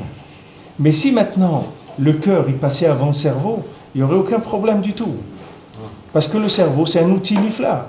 Mais c'est un outil, c'est comme un pilon. C'est-à-dire, il est fait pour, si tu veux, mettre en place ce que le cœur il a capté en infini. Il est là pour le traduire en fini dans ce monde. C'est ça le but du cerveau. Ce que je vous ai dit tout à l'heure, il est fait pour un système de ruminage. C'est-à-dire, il doit ruminer. Comme les animaux qui sont cachés, ils ruminent. Parce que c'est ça le principe, c'est que tu rentres sans mâcher, c'est-à-dire que tu rentres dans ton cœur, tu mâches rien, tu prends, tu mets dans ton cœur, sans cerveau, sans réfléchir. C'est le principe de la Kabbalah. C'est-à-dire, si un type il a un cerveau, il ne peut pas étudier la Kabbalah. Kabbalah, ça s'étudie que si tu sais mettre ton cerveau de côté. Tant que tu as un brin de cerveau, il vaut mieux pas que tu touches la Kabbalah, parce que tu vas exploser ton cerveau, c'est sûr. Parce qu'il va te dire un jour comme ça, et le lendemain comme ça, et le lendemain comme ça. Et le lendemain, il va te dire c'est Chesed qui domine les Gvoura, après les Gvoura, comme ça. Le Keter, il monte, Malchut, c'est en bas. Le truc. Tu peux pas. Si tu essayes de rentrer dans de la logique, dans la Kabbalah, tu peux pas, Bichlal. C'est pas la peine de commencer. C'est pour ça qu'on dit qu'il y a beaucoup qui disent qu'il faut étudier la Kabbalah qu'à partir de 40 ans, parce que Ben Arbanim, la Bina, on dit Bina Liba, c'est-à-dire que celui à partir de 40 ans, quelqu'un commence à avoir du cœur. C'est-à-dire il a un vrai cœur, sensible et mûr, etc. À ce moment-là, il peut rentrer dans la Kabbalah, parce que son cœur il est déjà avancé, il peut recevoir c'est ce que ça s'appelle Kabbalah, ça s'appelle recevoir. C'est pas de la Chokhmah. On dit Chokhmah ta Kabbalah, mais c'est la Chokhmah de recevoir, c'est tout, sans réfléchir. Sans réfléchir, sans comprendre. Hein, tu rentres dans ton cœur, tu rentres. Et après, tu vas voir que ça va monter dans ton cerveau, et à ce moment-là, ça va devenir une Chokhmah, nifla meod. C'est une Chokhmah qui peut aller ad ensof, parce qu'elle vient du lève. Donc elle est ad ensof. Et ton cœur, il va t'envoyer sans arrêt des chidushim, des choses extraordinaires, parce que c'est un flux divin. C'est pas du tout logique. Alors quelqu'un va te dire, mais d'où tu comprends ça? D'où tu sais? Mais alors les gens ils croient que tu es très intelligent, mais c'est parce que tu es bête que tu es arrivé à ça. Les gens ils croient que tu es intelligent. Ils disent, mais comment vous comprenez des choses comme ça? C'est extraordinaire. Alors que toi, ben, tu comprends rien. C'est pour ça que tu comprends tout ça. C'est comme l'autiste, c'est parce qu'il lui reste 1% de cerveau, c'est pour ça qu'il voit qu'il a de la prophétie.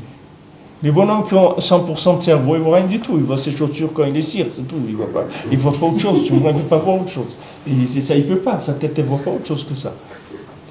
Mais quelqu'un que son cerveau ne marche pas, il a des visions.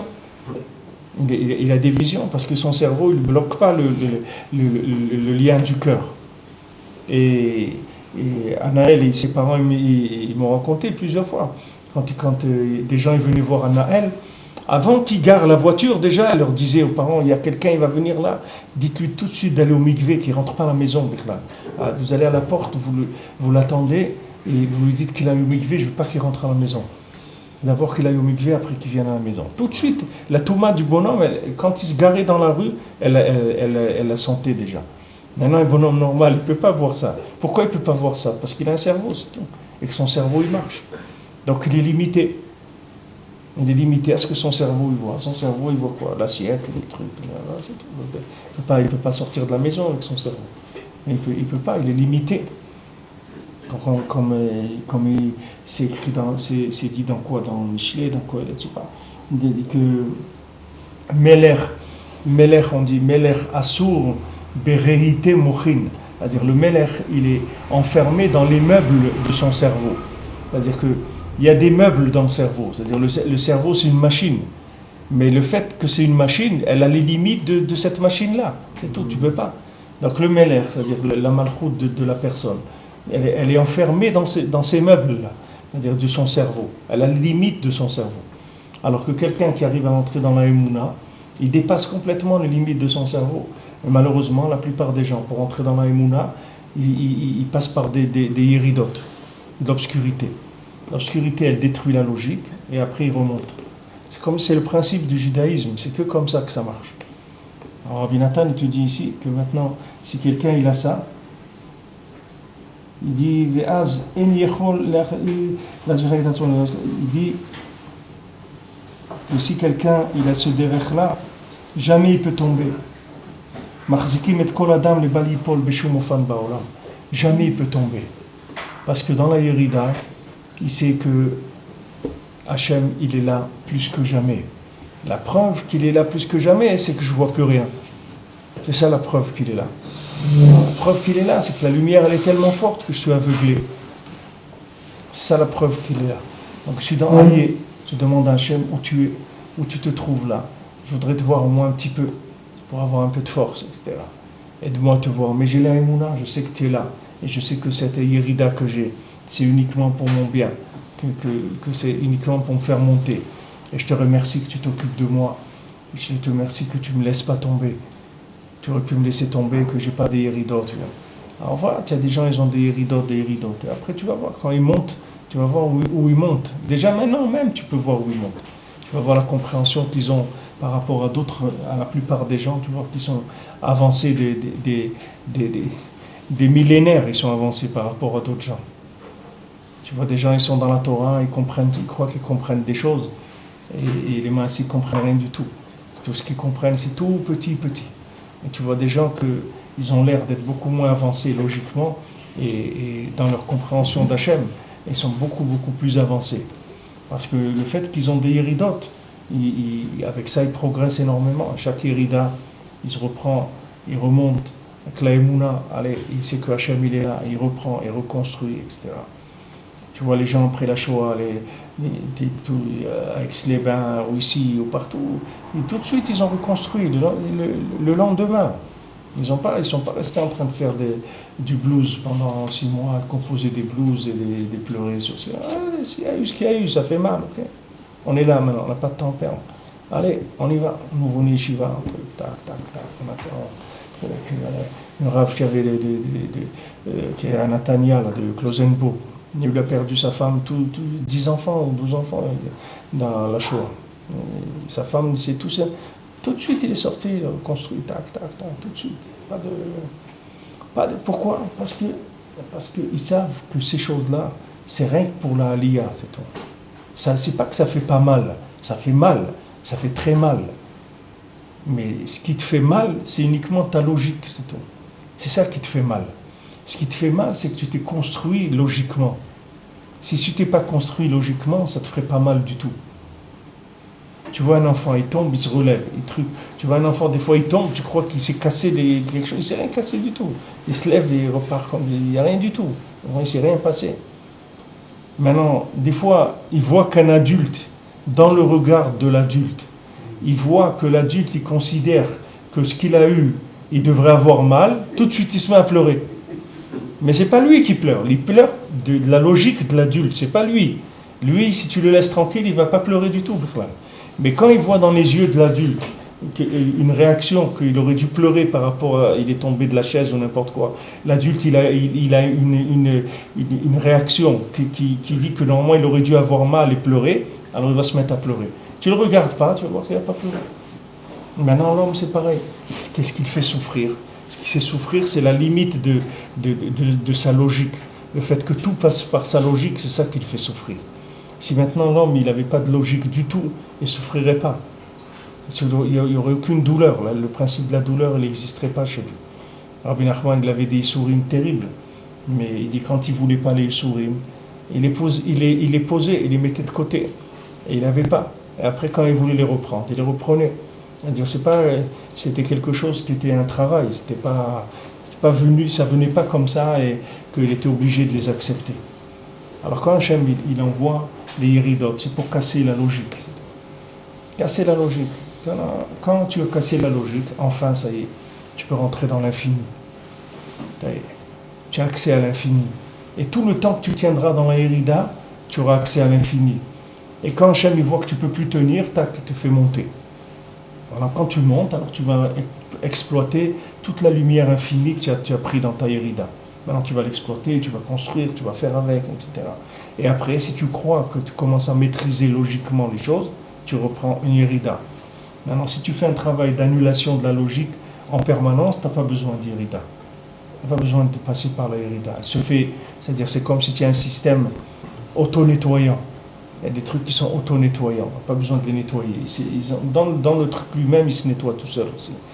Dans l'homme aussi, il peut être auto-nettoyant, de la logique. Le fait qu'il rentre tout dans de la tfila, il n'accepte rien dans de logique. Tout, il est fait avec de la tfila. Tout est fait avec de la tfila. Rien, il n'y a pas de logique dans sa vie. Tout c'est chesed Hachem, et tout c'est Hachem qui fait, et il essaye de prier sur le moindre détail des choses. Et plus les choses elles ont l'air logiques, et plus il prie dessus. Justement parce qu'il ne veut pas avoir des iridotes après, pour qu'on lui fasse comprendre qu'il ne comprend rien.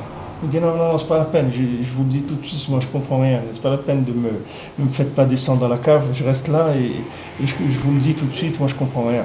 Même dans ce que j'ai dans ma vie et tout, je ne comprends rien, c'est tout du chesed Hachem et tout, moi je ne comprends rien du tout. יפל פי שיכניס בדעתו חס ושלום שאפס תקווה מחמת שתתקל מאוד. אף על פי שבאמת הוא כך, גם אתה הוא כמו שהוא, אף על פי כן, מאחר שכבר גילו לנו שעלי במקומות המטונפים יכולים לחפש לבקש שם דבריו, ולהראות על ידי זה דייקה תחית העלייה לבחינת עין. על כן בוודאי תמיד יקום על עמדו. Toujours il va monter, il va tenir sur ses pieds. ובתוך כך יזכה שהשם יתברך ירחם עליו. Comme ça il va avoir le mérite qu'Hachem il va avoir pitié de lui. Veyair enav, et Hachem il va lui éclairer ses yeux. ויחזור וימצא נקודות טובות שיתבוא עדיין ויגיד ויסיס בישועתו. Et il va revenir et il va retrouver le bien qu'il y a en lui et à ce moment-là il va commencer à être joyeux et il va danser de joie de voir la Yeshua d'Hachem. Qu'il va voir, comme c'est écrit pour Agar, et Agar elle a été, et quand elle a commencé à pleurer, alors l'ange il est venu, il a dit qu'est-ce que tu as Agar? Elle avait laissé le petit loin parce qu'elle ne voulait pas le voir mourir, elle a dit, puisque maintenant elle avait fini la cruche d'eau qu'il lui avait donnée à Abraham Avinu, elle n'avait plus d'eau, donc elle a dit le gosse il va mourir, donc elle s'est éloignée pour ne pas le voir mourir. Alors c'est écrit là-bas que Hachem il a ouvert ses yeux, et elle a vu un puits. Elle a vu un puits, il est à côté d'elle, elle a pris de l'eau. Maintenant, c'est pas écrit que Hachem il a fait un nes, qu'il a fait le puits. Le puits, il était là, mais seulement elle ne pouvait pas le voir. C'est-à-dire qu'il y a eu maintenant des Rachmei Shamayim qui lui ont offert les yeux, elle a vu qu'il y avait un puits à côté d'elle, elle a pris de l'eau, elle a donné à boire. Maintenant, pour chacun, c'est la même chose. Chacun, il a à côté de lui tout. Il a le zivoug, il a la parnassa, il a la refoua, il a la simcha, il a la chokhma, il a tout. Chacun, il a tout. Tout, mais seulement dans son niveau de logique où il est aujourd'hui, il ne peut pas le voir, c'est tout.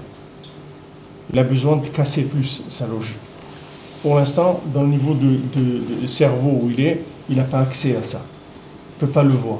Il dit ici que Hachem, il va être meir enav, c'est-à-dire que ses yeux, ils vont voir. Ils vont voir. Pour l'instant, il ne pouvait pas voir. Maintenant, par le fait qu'il est descendu, après Hachem, s'il est trazek dans la Emouna, Hachem il va lui ouvrir les yeux, il va voir combien de bien il avait en lui. Combien de bien, que lui croyait qu'il était nul, et il va voir combien de bien il avait en lui. Il ne pouvait pas le voir, parce que sa logique, elle empêchait de voir le bien. Alors il est passé par la Yerida. Maintenant, il va voir le bien. C'est ça le nian que si maintenant il tombe, il va lever l'autre. Maintenant le fil tressé en trois, un fil qui est tressé, il ne se casse pas facilement. Donc qu'est-ce qu'on a vu de Chouta Meshulash, on avait parlé. On dit c'est Yaakov Avinu, c'est Souda Shlishit dans Shabbat. Souda Shlishit, c'est Yaakov Avinu que lui, il inclut les deux chemins. C'est-à-dire il a les chemins de Aïe et le chemin de Azamra en même temps. L'Obimera Yenatek, il ne va pas se défaire si facilement, parce que maintenant c'est une tresse, c'est une tresse et ça ne se casse pas facilement. Parce que maintenant tout le tikkun, c'est que ces deux chemins-là, ils s'incluent ensemble. C'est-à-dire qu'il y a un troisième chemin qui est le résultat de ces deux chemins-là. C'est-à-dire que maintenant, les deux, ils fonctionnent presque en même temps. C'est-à-dire que tu les sens presque pas, les changements de l'un à l'autre. C'est-à-dire qu'ils sont pratiquement inclus dans l'autre. C'est-à-dire que ça, c'est un troisième derrière. C'est quand les deux chemins, ils sont inclus dans la personne complètement. Alors ça fait qu'il n'y a plus d'Aliyah, il n'y a plus d'Irida. Il y a une constance. Il y a une constance dans l'Avodat Hashem. C'est-à-dire il n'y a plus ce principe-là, je tombe, je me relève, je ne suis pas content, et aujourd'hui je suis très content, je suis pas... Les deux, ils sont ensemble. Mais on va voir Rabbi Nathan, il va donner j'espère que Hashem là, il va donner la clé de tout ce qu'on a vu jusqu'à maintenant. La Medalev Zeprinat Mashorchim Venosim Akivat Tzadikim Amitim. Là, c'est pour ça qu'on voyage sur les tombes des tzadikim véritables. Qui karistal kuta tzadik ou les prinat aye.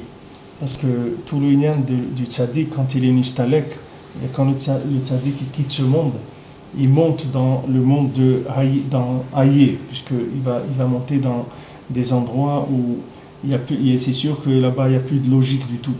Sheoleh lesham betachlit hashlemut le'ela ela. Le tzadik qui monte dans aye d'une façon parfaite, très très haut. Qui karamita alida perut shigaram adam arishon bechet o. Parce que maintenant toute la mort elle vient de où? Pourquoi on doit mourir? Parce que Adam Arishon il a mangé de l'arbre de la connaissance du bien et du mal. Voilà par rapport à ce qu'on a dit tout à l'heure. Vous comprenez bien pourquoi on est obligé de mourir? Parce que c'est la seule façon de se débarrasser du cerveau. C'est la mort. C'est la seule façon de se débarrasser de la logique complètement. C'est la mort. À un moment, tu le laisses dans la tombe et tu t'en vas, c'est tout. Tu lui dis, alors reste là. Toi, tu as voulu comprendre, alors reste là, comprends bien. Moi, je m'en vais, je te laisse. Je te laisse là. Moi, je vais monter dans des mondes maintenant où toi, tu pourras jamais, même pas rêver de savoir qu'ils existent. Alors, le tzaddik, quand il est niftar, un istalek, il monte. Pas qu'on parle istalkut à tzaddik. Les istalek, ça veut dire monter. C'est-à-dire le tzaddik, on ne dit pas le tzaddik il est mort, on dit il est monté. C'est-à-dire il monte. Il monte dans les mondes supérieurs, il monte dans Aïe. Parce que tout le principe de la mort, c'est la logique d'Adam Arishon qui l'a amené. Vous comprenez pourquoi? Parce que s'il a fait passer le cerveau avant, quand il a mangé de la connaissance du bien et du mal, il a été magbir, le koach de la logique dans l'homme. Maintenant, l'homme, s'il veut connaître Hachem, il ne faut pas qu'il soit logique. Parce que c'est la chose la pire à faire de rentrer dans la logique si tu veux connaître Akadosh Baruch Hu. Comment tu veux connaître Akadosh Baruch Hu si tu rentres dans la logique? C'est dans le contraire de l'infini. Comment tu veux comprendre Hachem? Tu veux rentrer Hachem dans ta tête? Tu ne peux pas. Alors qu'est-ce que tu vas rentrer dans ta tête? Ce que tu comprends de ce que tu peux comprendre avec ta tête. Maintenant, il y a un moment où il faut qu'il y ait la mort. Il y a un péroud entre le nefesh et le gouffre. Le gouffre, c'est le moir. C'est ça le gouffre. Le gouffre, c'est tout ce qui se comprend dans ce monde. Et le nefesh, c'est tout ce qui est rentré dans son cœur, de lumière infinie. Il y a un moment où on est obligé de les séparer parce qu'Adam Arishon, il a fauté. Si Adam Arishon, il n'avait pas fauté, on serait monté avec le corps. Le corps, il serait resté directement comme Triatamétim, comme ça va être à Triatamétim. Tout le corps, il serait inclus. Il n'y aurait pas eu... La logique, elle n'aurait pas dominé le côté spirituel de l'homme. Sa logique, elle n'aurait pas empêché d'avoir accès au spirituel. Alors qu'aujourd'hui, la logique, ça empêche l'homme d'avoir accès à la Torah, ça l'empêche d'avoir accès à la Emouna, ça l'empêche de monter en Eretz Israël, ça l'empêche de se marier. Tout ce qu'un homme il n'arrive pas à faire dans sa vie, c'est rien que parce qu'il comprend. S'il ne comprenait rien du tout, il aurait eu tout ce qu'il ne peut même pas rêver de ce que Hachem lui aurait donné, s'il comprenait rien. Et le fait qu'il est rentré dans la compréhension, il a réduit les choses. Réduit. C'est devenu, sa vie, elle est devenue toute petite, à la proportion de sa compréhension. Maintenant, ça, à un moment, il faut le terminer. Comment on va le terminer? Ça, par le péroud. C'est-à-dire, il y a un péroud entre le cerveau, le écart qu'on laisse dans la tombe, c'est le cerveau. C'est pas la viande du corps. La viande du corps, elle aurait pu se transformer en lumière infinie, puisque c'est ce qu'il va y avoir à la résurrection des morts. On va se relever avec de la chair, on ne va pas être en plastique, on va être en chair comme on est aujourd'hui. Mais le Icar, c'est le système, il ne fonctionnera plus de la même façon. C'est-à-dire qu'une fois que le Ched d'Adam Arishon sera réparé complètement, à ce moment-là, il pourra avoir résurrection des morts. À ce moment-là, il y aura l'infini, c'est-à-dire l'accès à l'infini, il passera avant la logique. Et à ce moment-là, l'homme, il verra d'un bout à l'autre du monde. C'est-à-dire les yeux qu'on a maintenant, ils sont capables de voir n'importe où dans le monde. La machine qu'Hachem nous a donnée, c'est une machine qui peut fonctionner complètement différemment de ce qu'on l'utilise. Elle n'est pas utilisée du tout, ce pourquoi elle a été conçue. Le Baal Shem Tov, les tzadikim, ils voyaient d'un bout du monde à l'autre. Quand quelqu'un ne savait pas, ou il avait perdu quelqu'un, autre, il venait chez le Baal Shem Tov. Le Baal Shem Tov, il le voyait, il lui disait, il est dans une forêt là-bas, dans 3-4 jours, il sera là, les temps qu'ils viennent de là-bas. Parce qu'il voyait partout dans le monde, il n'avait pas un problème de voir. Pourquoi? Toujours pareil, parce que le cerveau, il était annulé complètement à Hachem. Ils étaient arrivés à faire dominer le cœur sur le cerveau. Ils avaient fait dominer la prière sur l'étude. Et la prière, elle était au-dessus de l'étude. L'attachement à Hachem, il était plus grand que la compréhension de quoi que ce soit. Le principal, c'était l'attachement à Hachem. Et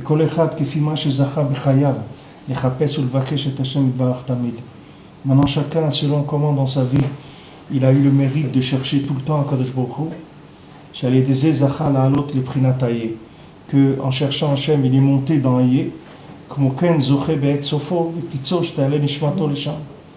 Maintenant, quand à la fin il va terminer, alors il va monter, son âme, elle va monter dans l'endroit de Aïe auquel il est arrivé dans ce monde.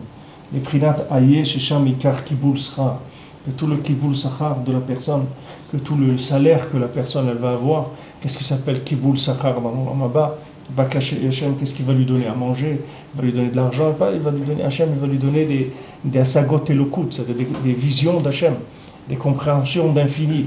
Et en plus, quelqu'un dans l'obscurité de ce monde, il a cherché aïe, et plus là-bas, il va pouvoir monter à des niveaux d'asaga d'Hachem qui sont élevés. Et Prinat Marav Tucha Shetzafantalir Echa, comme c'est écrit, combien il est grande la bonté que tu as cachée, pas la bonté, le bien que tu as caché pour ceux qui te craignent. Prinat Aïn Lorata, comme c'est écrit, l'œil, il n'a jamais vu. Voilà, l'œil, il ne peut pas voir ça. Parce que l'œil, il voit, parce qu'il est lié avec le cerveau, l'œil. L'œil, il est complètement contrôlé par le cerveau. C'est ça qui la preuve, c'est que tu veux voir la preuve que l'œil, il est complètement relié avec le cerveau, tu vas voir que maintenant, quand tu penses, tu veux voir quelque chose, tu vas le voir, même si c'est pas vrai que c'est là. Tu peux arriver à voir des choses qui sont pas là et à ne pas voir des choses qui sont là, parce que ton cerveau, il a fait abstraction. Des fois, tu peux chercher quelque chose, c'est devant toi, tu le vois pas. Il est là, maman, devant toi, tu le vois pas. Tes yeux, ils le voient pas. Tu vas, tu fais quelque chose, ça, tu reviens, tu le vois qu'il était là. Qu'est-ce qui s'est passé? C'est qu'avant, le cerveau, il était programmé sur quelque chose qui fait que tes yeux, ils voient pas ça. Ils voient pas mamache. C'est vrai que tu l'as pas vu. C'est pas maintenant que tu faisais pas attention. Tu l'as pas vu mamache. C'était là et tu l'as pas vu. Et d'autre part, tu as vu des choses qui n'existent pas. Qui n'existent pas. Rabbeinu il dit, voilà, regarde le bien et tu verras que le mal, il n'existe pas. Pourquoi tu vois du mal? Parce que tu sais pas que le bien, il existe. Regarde le bien, Odme Adven Racha, tu verras encore un peu de bien, tu verras que le rachat, il est plus là. Idbolam Talmekomo Venenu, tu viens le chercher à la place où il était, tu le trouves plus. Est-ce qu'on l'a bougé? Non, tu l'as pas bouffé, il a disparu. Le mal qu'il avait en lui, il a disparu. Mais il avait alors. Il avait du mal qui était la vision que les gens ils avaient sur lui. C'est ça qui a fait le mal. Si les gens ne voyaient pas le mal chez lui, jamais il aurait été mal.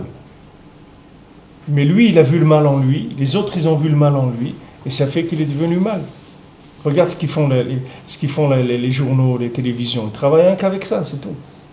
Ils commencent à monter une histoire sur un truc, sur un pays. Voilà, regarde Israël, après 67, Israël, c'était les plus grands tzadikim du monde. Aujourd'hui, c'est les plus grands rechaim du monde. Donc, qu'est-ce qui a changé? Ils ont changé quelque chose, Israël. Ils sont mieux qu'avant. Eretz Israël aujourd'hui, par rapport à 67, c'est beaucoup mieux. Il y a plus de Torah, il y a plus de Tfila, il y a plus il y a des restaurants cachers partout. Bon, tu vas à Tel Aviv, si quelqu'un veut manger pas cacher, il a un problème aujourd'hui, il ne va pas trouver où manger. Il faut qu'il aille à Gaza si tu veux manger pas cacher. Mais en Israël, il va avoir des difficultés. Donc c'est beaucoup mieux qu'avant. Maintenant alors, qu'est-ce qu'il y a de...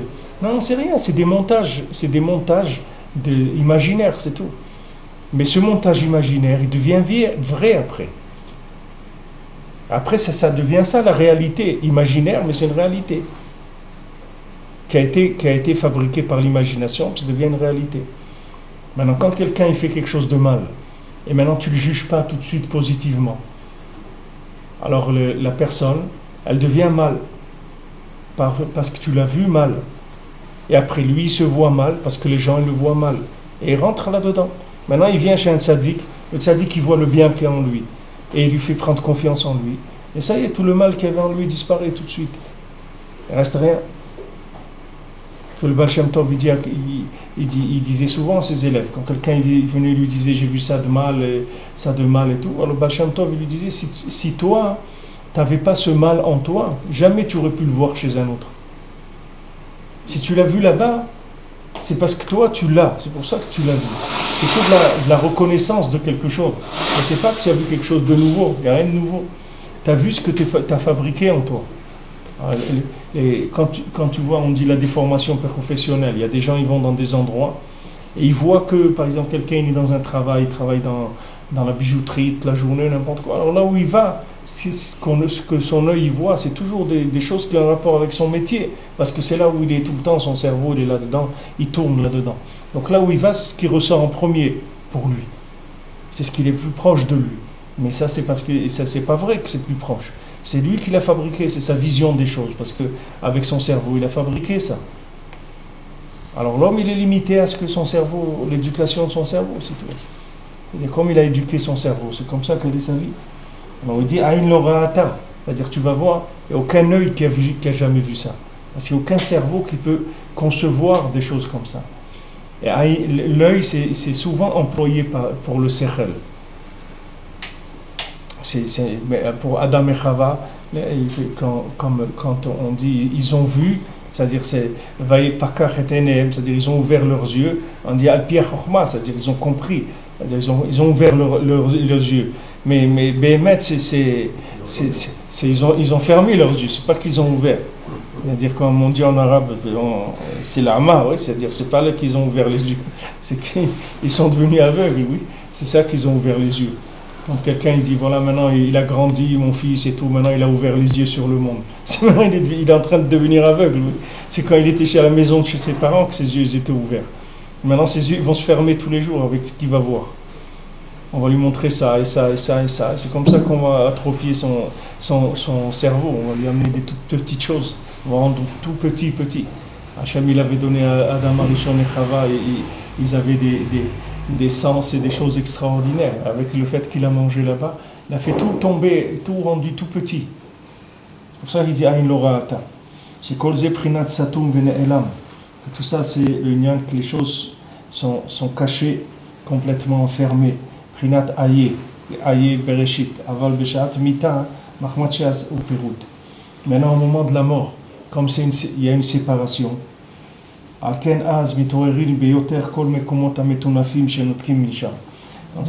c'est pour ça qu'au moment de la mort, tous les copains que la personne elle s'est fait dans toutes les mauvaises fréquentations qui s'est fait de son vivant, tous ils vont se réveiller à ce moment-là, parce que à ce moment-là, comme il va monter vers Aïe, et comme toute la Touma elle tire toute sa force de Aïe. Pourquoi ? Parce qu'elle tire la force du fait qu'Hachem il n'est pas révélé. C'est de ça que le mensonge il vit. D'où il vit le mensonge. Le mensonge il vit du fait que Hachem il est caché. C'est ça qui permet au mensonge d'exister. Donc quelqu'un, tout ce qu'il a donné au mensonge dans sa vie, au moment où il va mourir, c'est là où ils vont se réveiller. Tous ces endroits-là qu'il a fréquentés, tout de mensonge, c'est là où ils vont venir pour être midigaber, au moment où la personne elle est décédée. C'est pour ça qu'un mort, il donne tellement une touma qui est tellement forte, c'est une impureté très forte. Chacun doit supporter ce qu'il a supporté selon ce qu'il a fait dans ce monde. Jusqu'à qu'il monte là-bas dans Aïe, que là-bas il va retrouver sa vitalité. Mais les tzaddik et le grand tzaddik, ils montent tout de suite là-bas. Comme Moshe, Yosef, David, comme Moshe Rabbeinu, Yosef Tzaddik, David Amelech, ils sont morts en Minchat Shabbat. Parce que c'est Aïe. Minchat Shabbat, c'est le Aïe Mamash, c'est-à-dire c'est Rava de Ravin, c'est la chose la plus incompréhensible qui est dans notre semaine, c'est le moment de Mincha, de Shabbat. Maintenant le tzaddik, il amène des lumières extraordinaires et des réparations extraordinaires de là-bas. Parce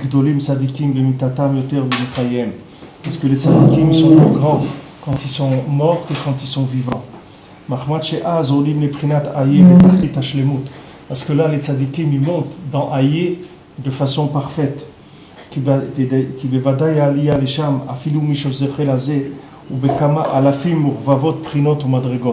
Parce que la montée là-bas, même pour quelqu'un qui est zoré de monter dans Aïe, c'est sûr que là-bas aussi, il y a des millions de madrigotes de Aïe. C'est chaque tzaddik qui monte là où il monte, même s'il est très haut. Mais il est très haut par rapport à quoi ? Qu'est-ce que veut dire très haut là-bas ? Alors chacun, il est là, il se trouve là-bas, là où il se trouve. Alors il rapporte Rabbi Nathan qu'on voit בסוף התורה ההיא, שגם הצדיק לא עובר דרך אלו המקומות לפי בחינתו קודם כל תורה. Il dit que maintenant, même le tzaddik, avant de dire une Torah, il passe par tous ces endroits-là que quelqu'un il passe quand il meurt, tous les endroits qu'il passe avant de monter dans Aïe, Le tzaddik aussi, quand il va dire une Torah, un enseignement, il passe par ces endroits-là. Parce que quand le tzaddik il va dire une Torah, d'où il amène la Torah? Le tzaddik il amène la Torah du Olam HaEmet, de Hayé, c'est de là-bas qu'il amène sa Torah. On parle maintenant de tzaddik qui dit une Torah, pas quelqu'un qui fait des chidushim sur la paracha, c'est pas ça qu'on parle ici. On parle de quelqu'un qui va amener des enseignements qui sont des yeshuot pour l'âme Israël, des mondes supérieurs. Donc lui, quand il va tirer de là-bas des enseignements, il passe par les mêmes endroits que quelqu'un il passe quand il doit mourir, pour aller prendre ces enseignements-là.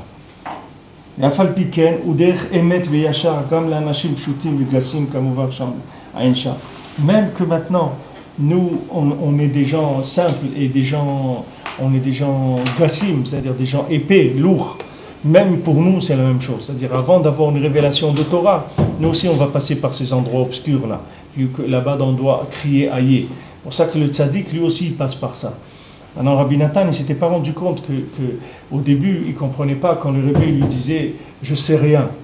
Alors, Rabbi Nathan, il ne comprenait pas. Il disait « mais comment Rabbi Nachman, il peut dire « je sais rien » avec tout ce qu'il sait, comment il peut dire « je sais rien » Et Rabbeinu, une fois, quand il a vu que Rabbi Nathan, il doutait un petit peu, c'est-à-dire, pas qu'il doutait, il ne comprenait pas ce que Rabbeinu voulait dire, c'est-à-dire, vous ne savez rien.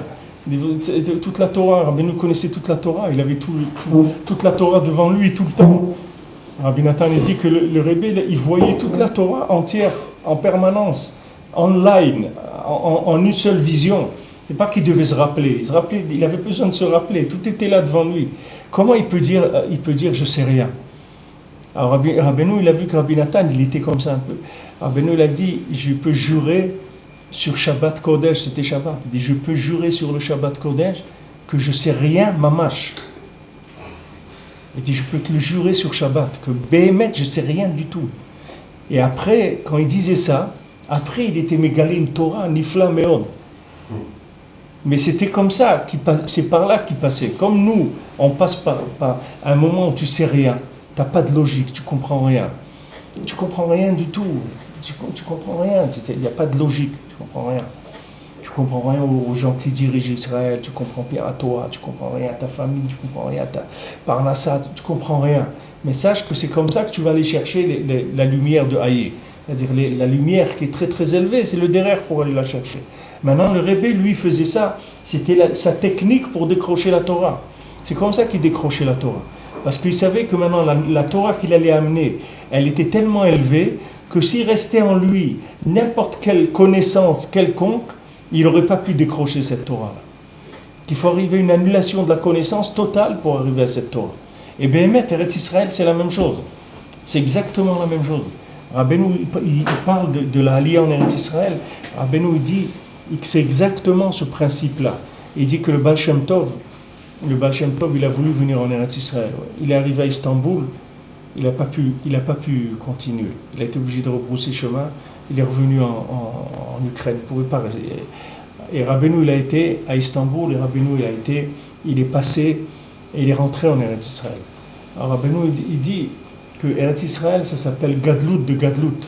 Ça s'appelle la grandeur de la grandeur. C'est-à-dire c'est la terre, l'endroit le plus élevé du monde, dans lequel il y a une chokhma en permanence. Que le Havir lui-même d'Eretz Israël, c'est de la chokhma. Ça enrichit l'homme de façon extraordinaire. Maintenant, pour rentrer là-dedans, il faut passer par Katnout de Katnout. Rabbeinu dit qu'il faut passer par la plus grande petitesse mentale qui existe. C'est pour ça qu'on peut faire la Aliyah aujourd'hui. Parce que les gens, leur cerveau, il est comme un petit pois, comme ça, tout petit. C'est pour ça qu'ils font la Aliyah. Mais c'est des gens qui avaient des cerveaux plus grands, ils ne pouvaient pas rentrer en Eretz Israël. Parce que leur cerveau, c'était une barrière pour rentrer en Eretz Israël. Alors maintenant, Rabbeinu, il est venu. Quand Rabbeinu, il savait comment il fallait faire. Alors il a commencé à descendre. Il jouait avec des enfants dans la rue. Mamash, il est descendu dans des choses de petitesse, très très petites. Et comme ça, il est passé, il a pu rentrer. Sinon, le Satan ne laisse pas rentrer. Parce que tu ne peux pas venir avec de la compréhension. Alors, Rabbeinu, il a dit, c'est pas que le Baal Shem Tov, il n'avait pas la grandeur pour entrer en Eretz Israël. C'est le niveau de descendre dans la petitesse qu'il n'avait pas. Ça, il ne pouvait pas. Ça, il ne pouvait pas. D'ailleurs, le Or HaChaim, quand il est venu, le sofer du Baal Shem Tov, il est venu en Eretz Israël, il est allé voir le Or HaChaim à Kadosh. Alors, il voulait le voir.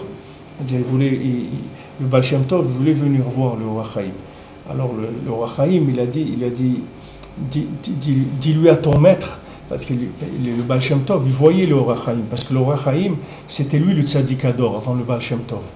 C'est-à-dire, quand ils étaient contemporains, oui, Rabbi Chaim Ben Attar avec... Il était au Maroc, là. Hein? Il était au Maroc, le Or HaChaim, à ce moment-là, non? Je ne sais pas s'il était au Maroc en Eretz. Non, en Eretz Israël, il est venu le voir ici. Oui, il est venu Shiva Nisteret en Israël avec les Talmidim et tout, dans des grottes ici autour de Yerushalayim. Non, il était en Eretz Israël. Il est venu voir en Eretz Israël. Et il lui a dit, regarde, si tu dis à ton maître que s'il me voit entier quand il me voit, s'il me voit entier, ça veut dire qu'il pourra venir en Eretz Israël. Et s'il ne voit pas mes pieds quand il me voit, c'est-à-dire il voit tout mon corps, mais mes pieds il ne voit pas, il ne pourra pas rentrer en Eretz Israël.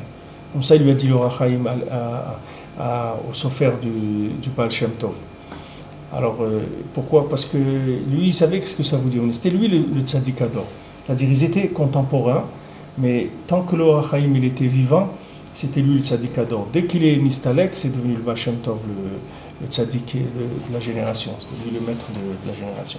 Mais il ne le voyait pas. Après, quand il est rentré, il a demandé au Baal Shem Tov comment il le voyait. Il a dit qu'il ne voyait pas les pieds. Alors, il a dit s'il ne voyait pas les pieds, il ne pouvait pas venir en Eretz Israël. Ça a été comme ça. Il a essayé, il n'a pas pu arriver en Eretz Israël. Mais ce n'est pas parce qu'il ne pouvait pas monter, c'est parce qu'il ne pouvait pas descendre. C'est ça que les gens ne comprennent pas. Les gens n'arrivent pas à avancer parce qu'ils ne peuvent pas descendre. Ce n'est pas parce qu'ils ne peuvent pas monter. Quelqu'un il vient au Man en Oshana. Pourquoi il ne vient pas au Man en Oshana? Parce qu'il ne peut pas descendre. Ils voient des fous comme ça, des trucs, en Ukraine. Il ne peut pas. C'est pour ça qu'il ne peut pas aller à Rosh Hashanah. C'est pas parce que si Rosh Hashanah c'était ici, à côté de Nahariya ou à côté de Cholon, il aurait été. Mais là-bas, c'est trop dur. C'est trop dur. Qu'est-ce qui est dur? C'est dur, c'est la Yerida qui est dure. C'est de voir ce que tu vois là-bas, qu'il n'y a rien, il n'y a pas tu te trouves dans un pays tellement à l'envers par rapport au judaïsme, etc. Qu'est-ce que tu vas faire là-bas? C'est ça qui empêche les gens d'aller. C'est ça qui fait que la personne n'arrive pas à aller. Parce qu'elle a de la logique. Mais des gens qui, leur logique, elle est fatiguée, ils ont eu déjà des épreuves dans la logique, ils n'ont plus beaucoup de logique. Alors ils cherchent une Yeshua, c'est pas de la logique. Ils ne cherchent pas une Yeshua logique. Ils savent que leur délivrance, elle ne va pas venir par leur logique.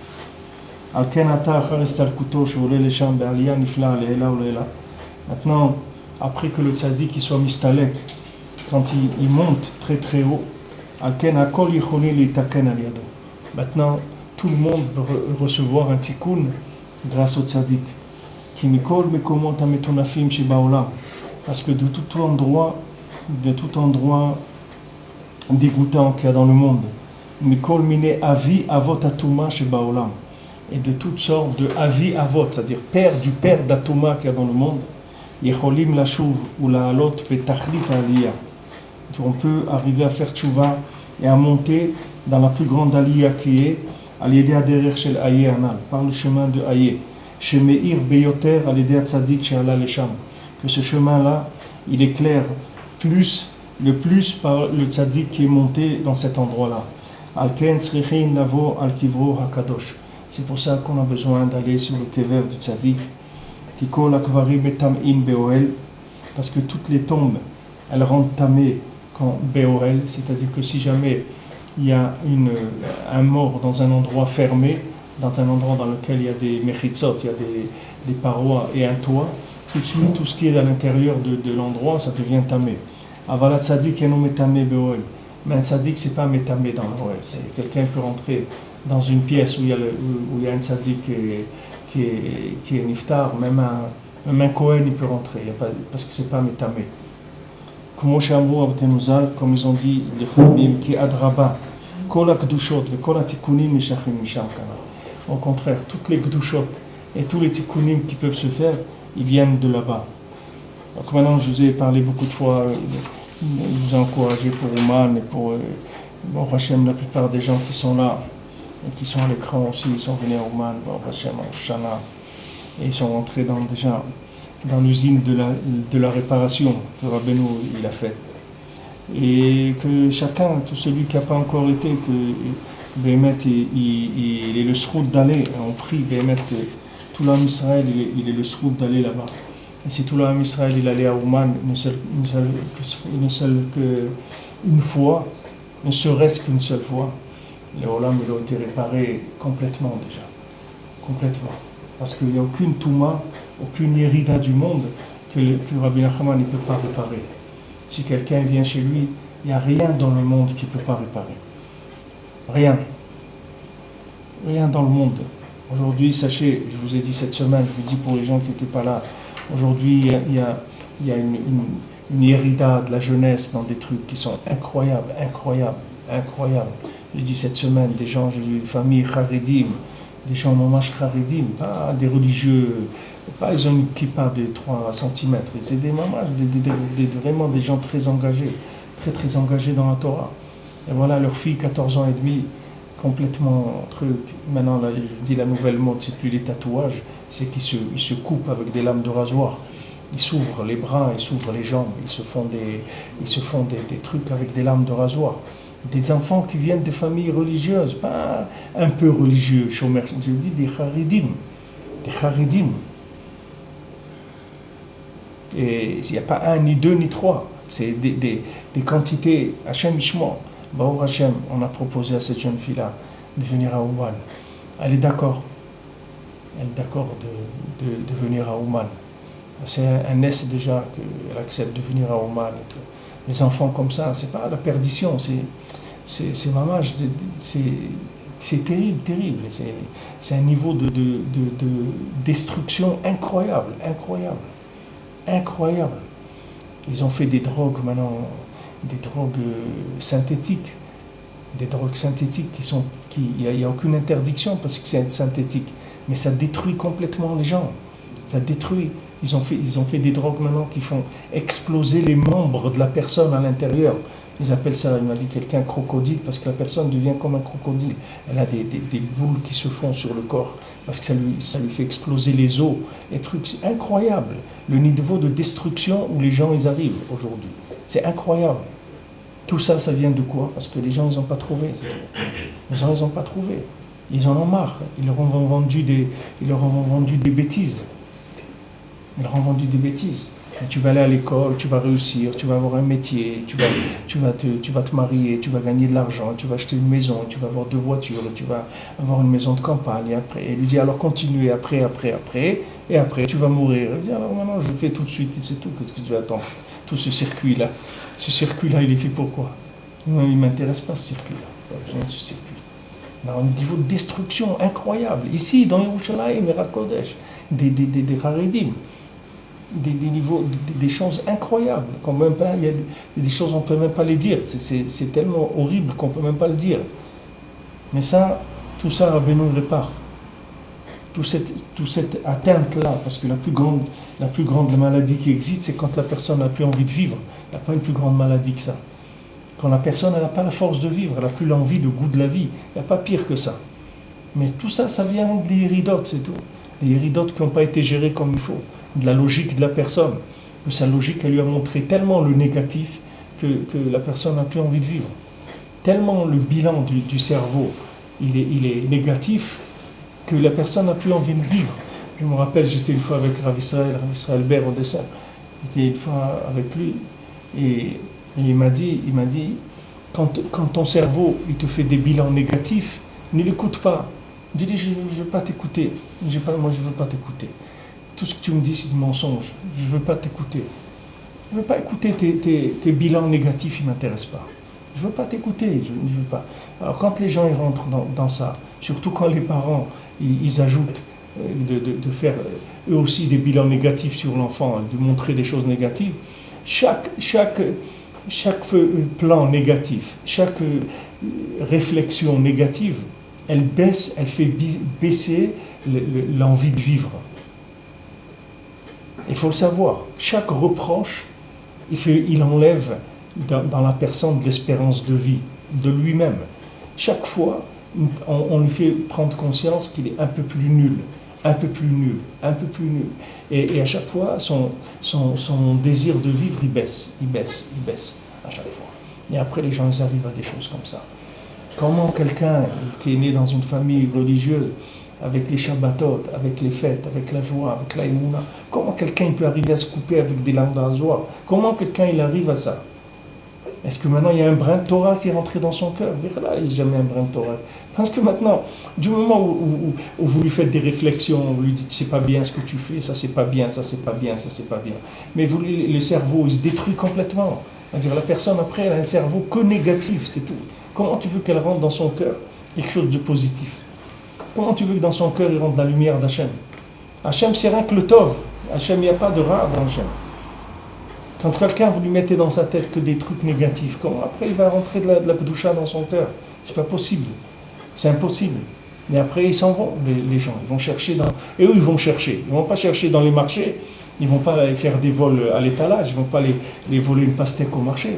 Ils vont dans des trucs de destruction incroyables. Incroyables. Ils ne peuvent pas s'arrêter. Ils ne peuvent pas s'arrêter parce que c'est la seule vitalité qui leur reste, c'est de se détruire, c'est tout. C'est la seule vitalité qui leur reste. C'est de détruire toute cette méchanceté qu'il y a eu, ces reproches qu'on leur a fait, tout ça. Ils se révoltent contre tout ça, ils détruisent tout. Et puis le monde, il n'a plus rien à vendre aujourd'hui. Qu'est-ce qu'ils ont à vendre? Avant, il y avait des choses à vendre. Les gens, ils espéraient que quand il va avoir une voiture, il va pouvoir rouler, il va prendre l'avion. Mais c'est fini. Tu ne vas pas dire à quelqu'un, allez, reste vivant, tu vas prendre l'avion. Il n'y a pas de l'eau qui prend l'avion. Il dit, on va t'acheter une voiture. C'est une voiture aujourd'hui, c'est rien du tout. Il n'y a plus rien qui accroche, qui donne envie une aspiration dans la matière. Non, ça ne les intéresse plus, ces choses. Il y a une refoua, il y a un médicament général pour toutes les maladies spirituelles qu'il y a dans le monde, c'est d'aller à Ouman. Sur la tombe de Rabbeinu, c'est une garantie, le Rebbe l'a garantie, que celui qui vient chez lui, il va le soigner. Il va le soigner, il va le guérir. C'est tout. Quelqu'un qui a été là-bas, Hachem, il doit être tranquille. Le Rebbe s'occuper de lui. Il n'y a pas d'autre chose. C'est simple, mais vous verrez que ce n'est pas si simple que ça, parce que la plupart des gens, ils n'arrivent pas à le faire. Donc c'est pas si simple que ça. Et toutes les miniotes, c'est des miniotes à mort. Toutes les miniotes, toutes les difficultés, c'est rien que dans le cerveau de la personne, c'est tout. Il n'y a aucune ménia. Qu'est-ce que c'est? Un prix, un billet d'avion, il va là-bas, il passe 24 heures, 48 heures, il revient. Qu'est-ce qu'il y a à Rosh Hashanah? Qu'est-ce qu'il y a de pas bien à Rosh Hashanah? Quelqu'un est venu à Rosh Hashanah. Qu'est-ce qu'il y a de pas bien? Alors, Hachem, ça passe comme ça se passe, 3, 4 jours, 5 jours, on revient, c'est tout. On est rentré dans l'hôpital pour se soigner.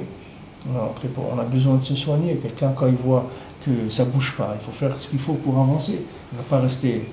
Il y a des gens, ils voient qu'ils sont malades, ils essayent l'aspirine, les trucs, les antibiotiques, ça. Après, il va à l'hôpital. Qu'est-ce qu'il va faire? Il voit qu'il n'arrive pas à se soigner tout seul. Il faut qu'il aille à l'hôpital. Et qu'il va chez le tzaddik. Le tzaddik, lui, il est monté dans des niveaux de haïe qui répare toutes les clipotes du monde. Toute la touma du monde, il la répare avec ce niveau de haïe auquel il est arrivé. Il va te donner une émouna, une force de pouvoir lutter contre toute l'obscurité qu'il y a dans le monde, en commençant par l'obscurité qu'il y a dans toi-même, qui s'est fabriquée rien que par avec ton cerveau, c'est tout. Rien que des projections du cerveau. Pendant que le cerveau, il ne projette pas du bien, alors il projette des images négatives de la personne.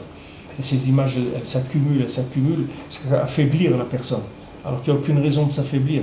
Bon, Hachem, quelqu'un qui est chez le Hassan Igoy, ça lui suffit pour être joyeux toute sa vie. Mais qu'est-ce qu'il a besoin de? Il n'a même pas besoin de quelque chose d'autre. Rien qu'avec ça, il peut toute sa vie.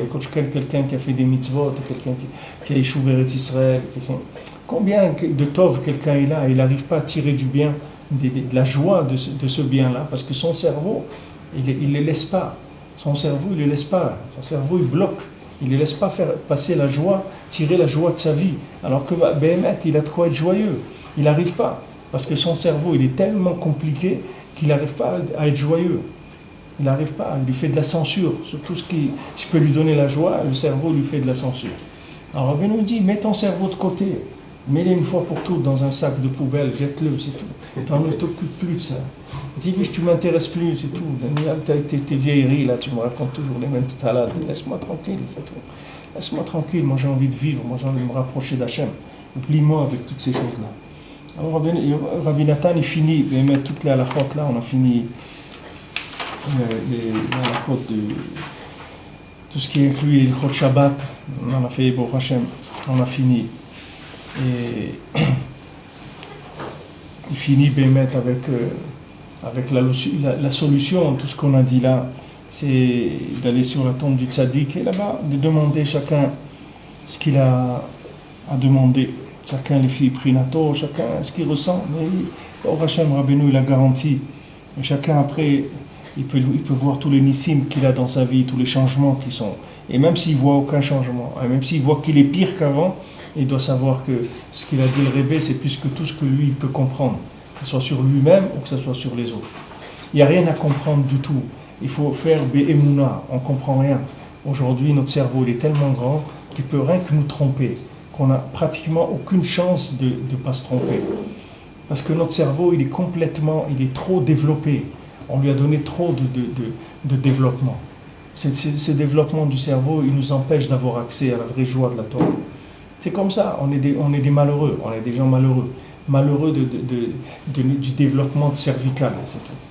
Alors que si on avait reçu un coup sur la tête, que ce cerveau-là, il serait affaibli, alors le cœur, il aurait pu s'ouvrir et vivre, être joyeux, s'approcher d'Hachem, Béhémet. On nous a mis dans des systèmes, on a développé l'intellect, développe. Et la personne, elle croit que c'est bien. Il comprend mieux, il a plus de trucs. Mon fils, comment il est intelligent, Dieu bénisse, regarde tout ce qu'il sait. Il ne sait pas que c'est ça qui va le tuer. Lui, il ne sait pas. Il croit que c'est bien. Comme Adam Arishon, il croyait que ça allait être nifla quand il allait manger de l'arbre de la connaissance du bien et du mal. Et Hachem, il a prévenu, il a dit le jour où tu vas manger de ça, tu vas mourir. Et lui, il ne comprend même pas ce que ça veut dire. Et vas-y, il fait des écoles, des universités, il paye les gens, il fait des bourses sur les étudiants, il fait des trucs, il fait des nianimes, tout ça, pour arriver à la fin que les gens ils sont malheureux. Et qu'est-ce que tu leur as fait? Tu leur as fait un cerveau énorme, tellement énorme que jamais le cœur il pourra recevoir de la lumière d'Hachem.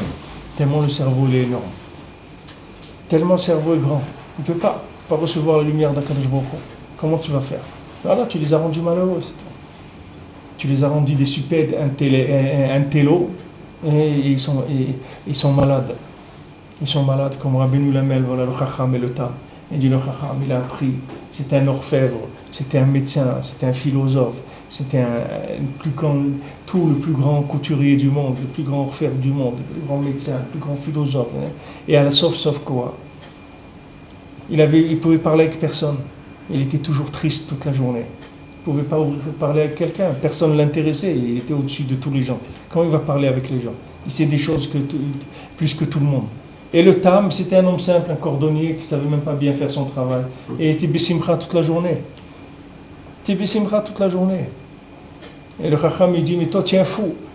Le Tam, il a dit, moi, je ne suis pas un fou, mais maintenant, si toi, tu crois que tu es arrivé à quelque chose dans ta vie, sache que tu es arrivé à rien. Parce que ce que tu as toi, moi je peux l'avoir en rien du tout. C'est rien du tout pour moi pour avoir ça. Mais toi, pour avoir ce que j'ai moi, ça t'est pratiquement impossible. Ça, tu peux te lever de bonheur pour arriver à ça. Parce qu'avec tout ce que tu sais aujourd'hui, tu as un handicap fondamental.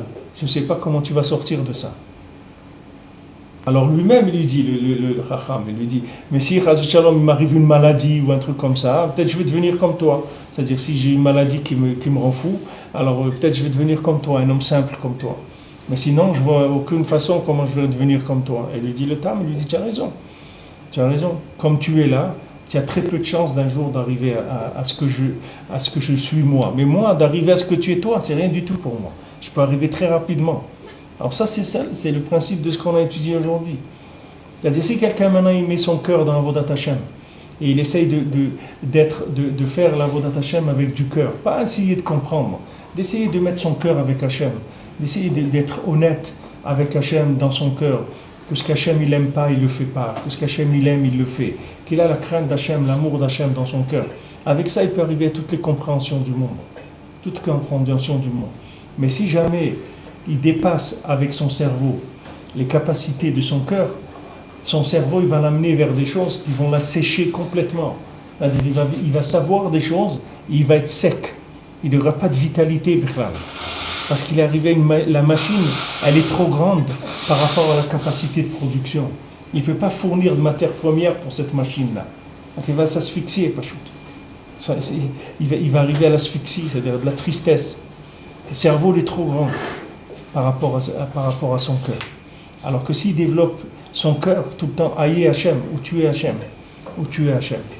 C'est vrai que j'ai ça, je suis arrivé, mais où tu es? Moi, je veux me rapprocher de toi, moi, je veux te connaître, moi, je veux vivre avec toi. Tout le temps, il cherche ailleurs.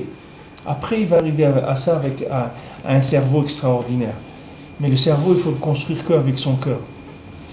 Il ne faut pas le construire avec des notions intellectuelles. Il ne faut jamais rentrer dans le cerveau quelque chose qui n'est pas passé par le cœur. Jamais. C'est pour ça que Rabbeinu dit Tfila, Torah et Tfila. Rabbeinu dit l'étude, elle doit être entre deux prières. Jamais il faut prendre de l'étude sèche. Il faut toujours que l'étude elle soit toujours baignée dans la prière. Et à ce moment-là, tu es tranquille, tu peux être sûr que ton étude, elle sera que profitable. Elle t'amènera que du bien, pas autre chose.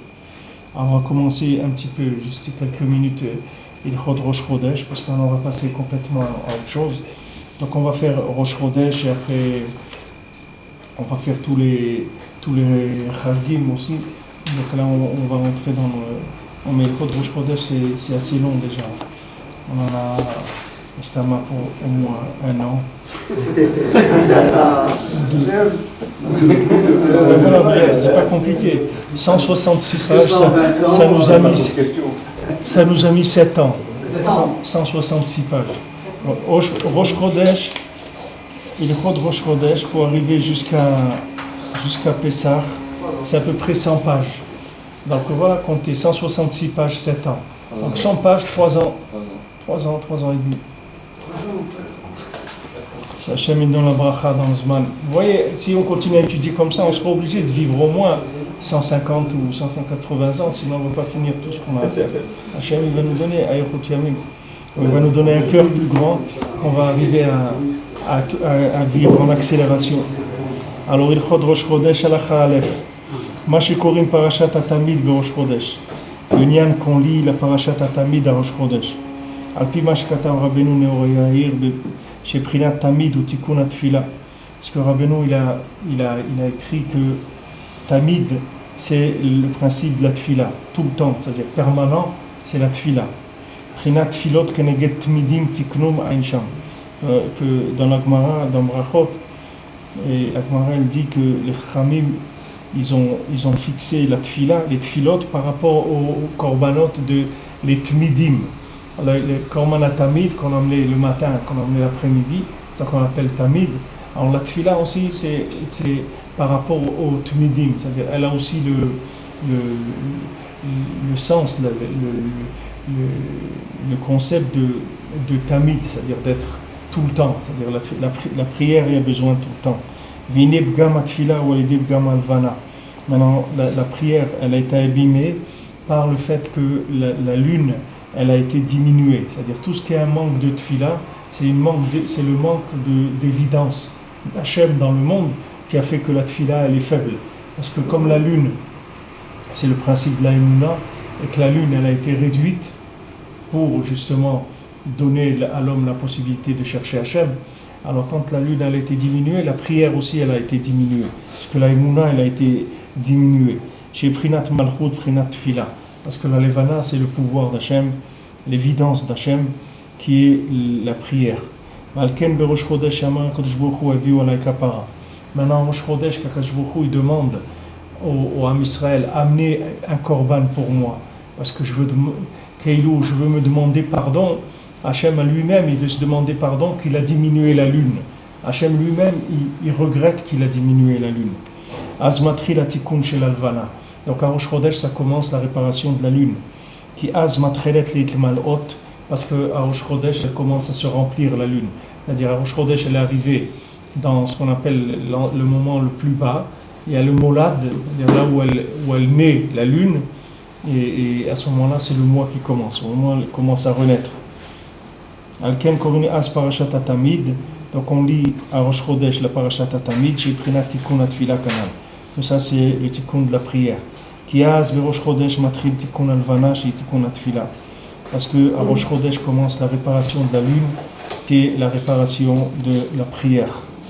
Donc Bezrat Hashem, on commencera jeudi prochain à la Chabet de Inyan Rosh Chodesh. Et dans les halachot de Rosh Chodesh, il y a des passages extraordinaires de Chizuk, Nifla Meod Meod, c'est-à-dire dans les halachot de Rosh Chodesh. vous allez voir, on va voir des choses mamash mifla. C'est pas que je vous fais de la publicité pour vous venir, parce que de toute façon, vous venez. L'instant, je vous dis parce que c'est un tas à nous.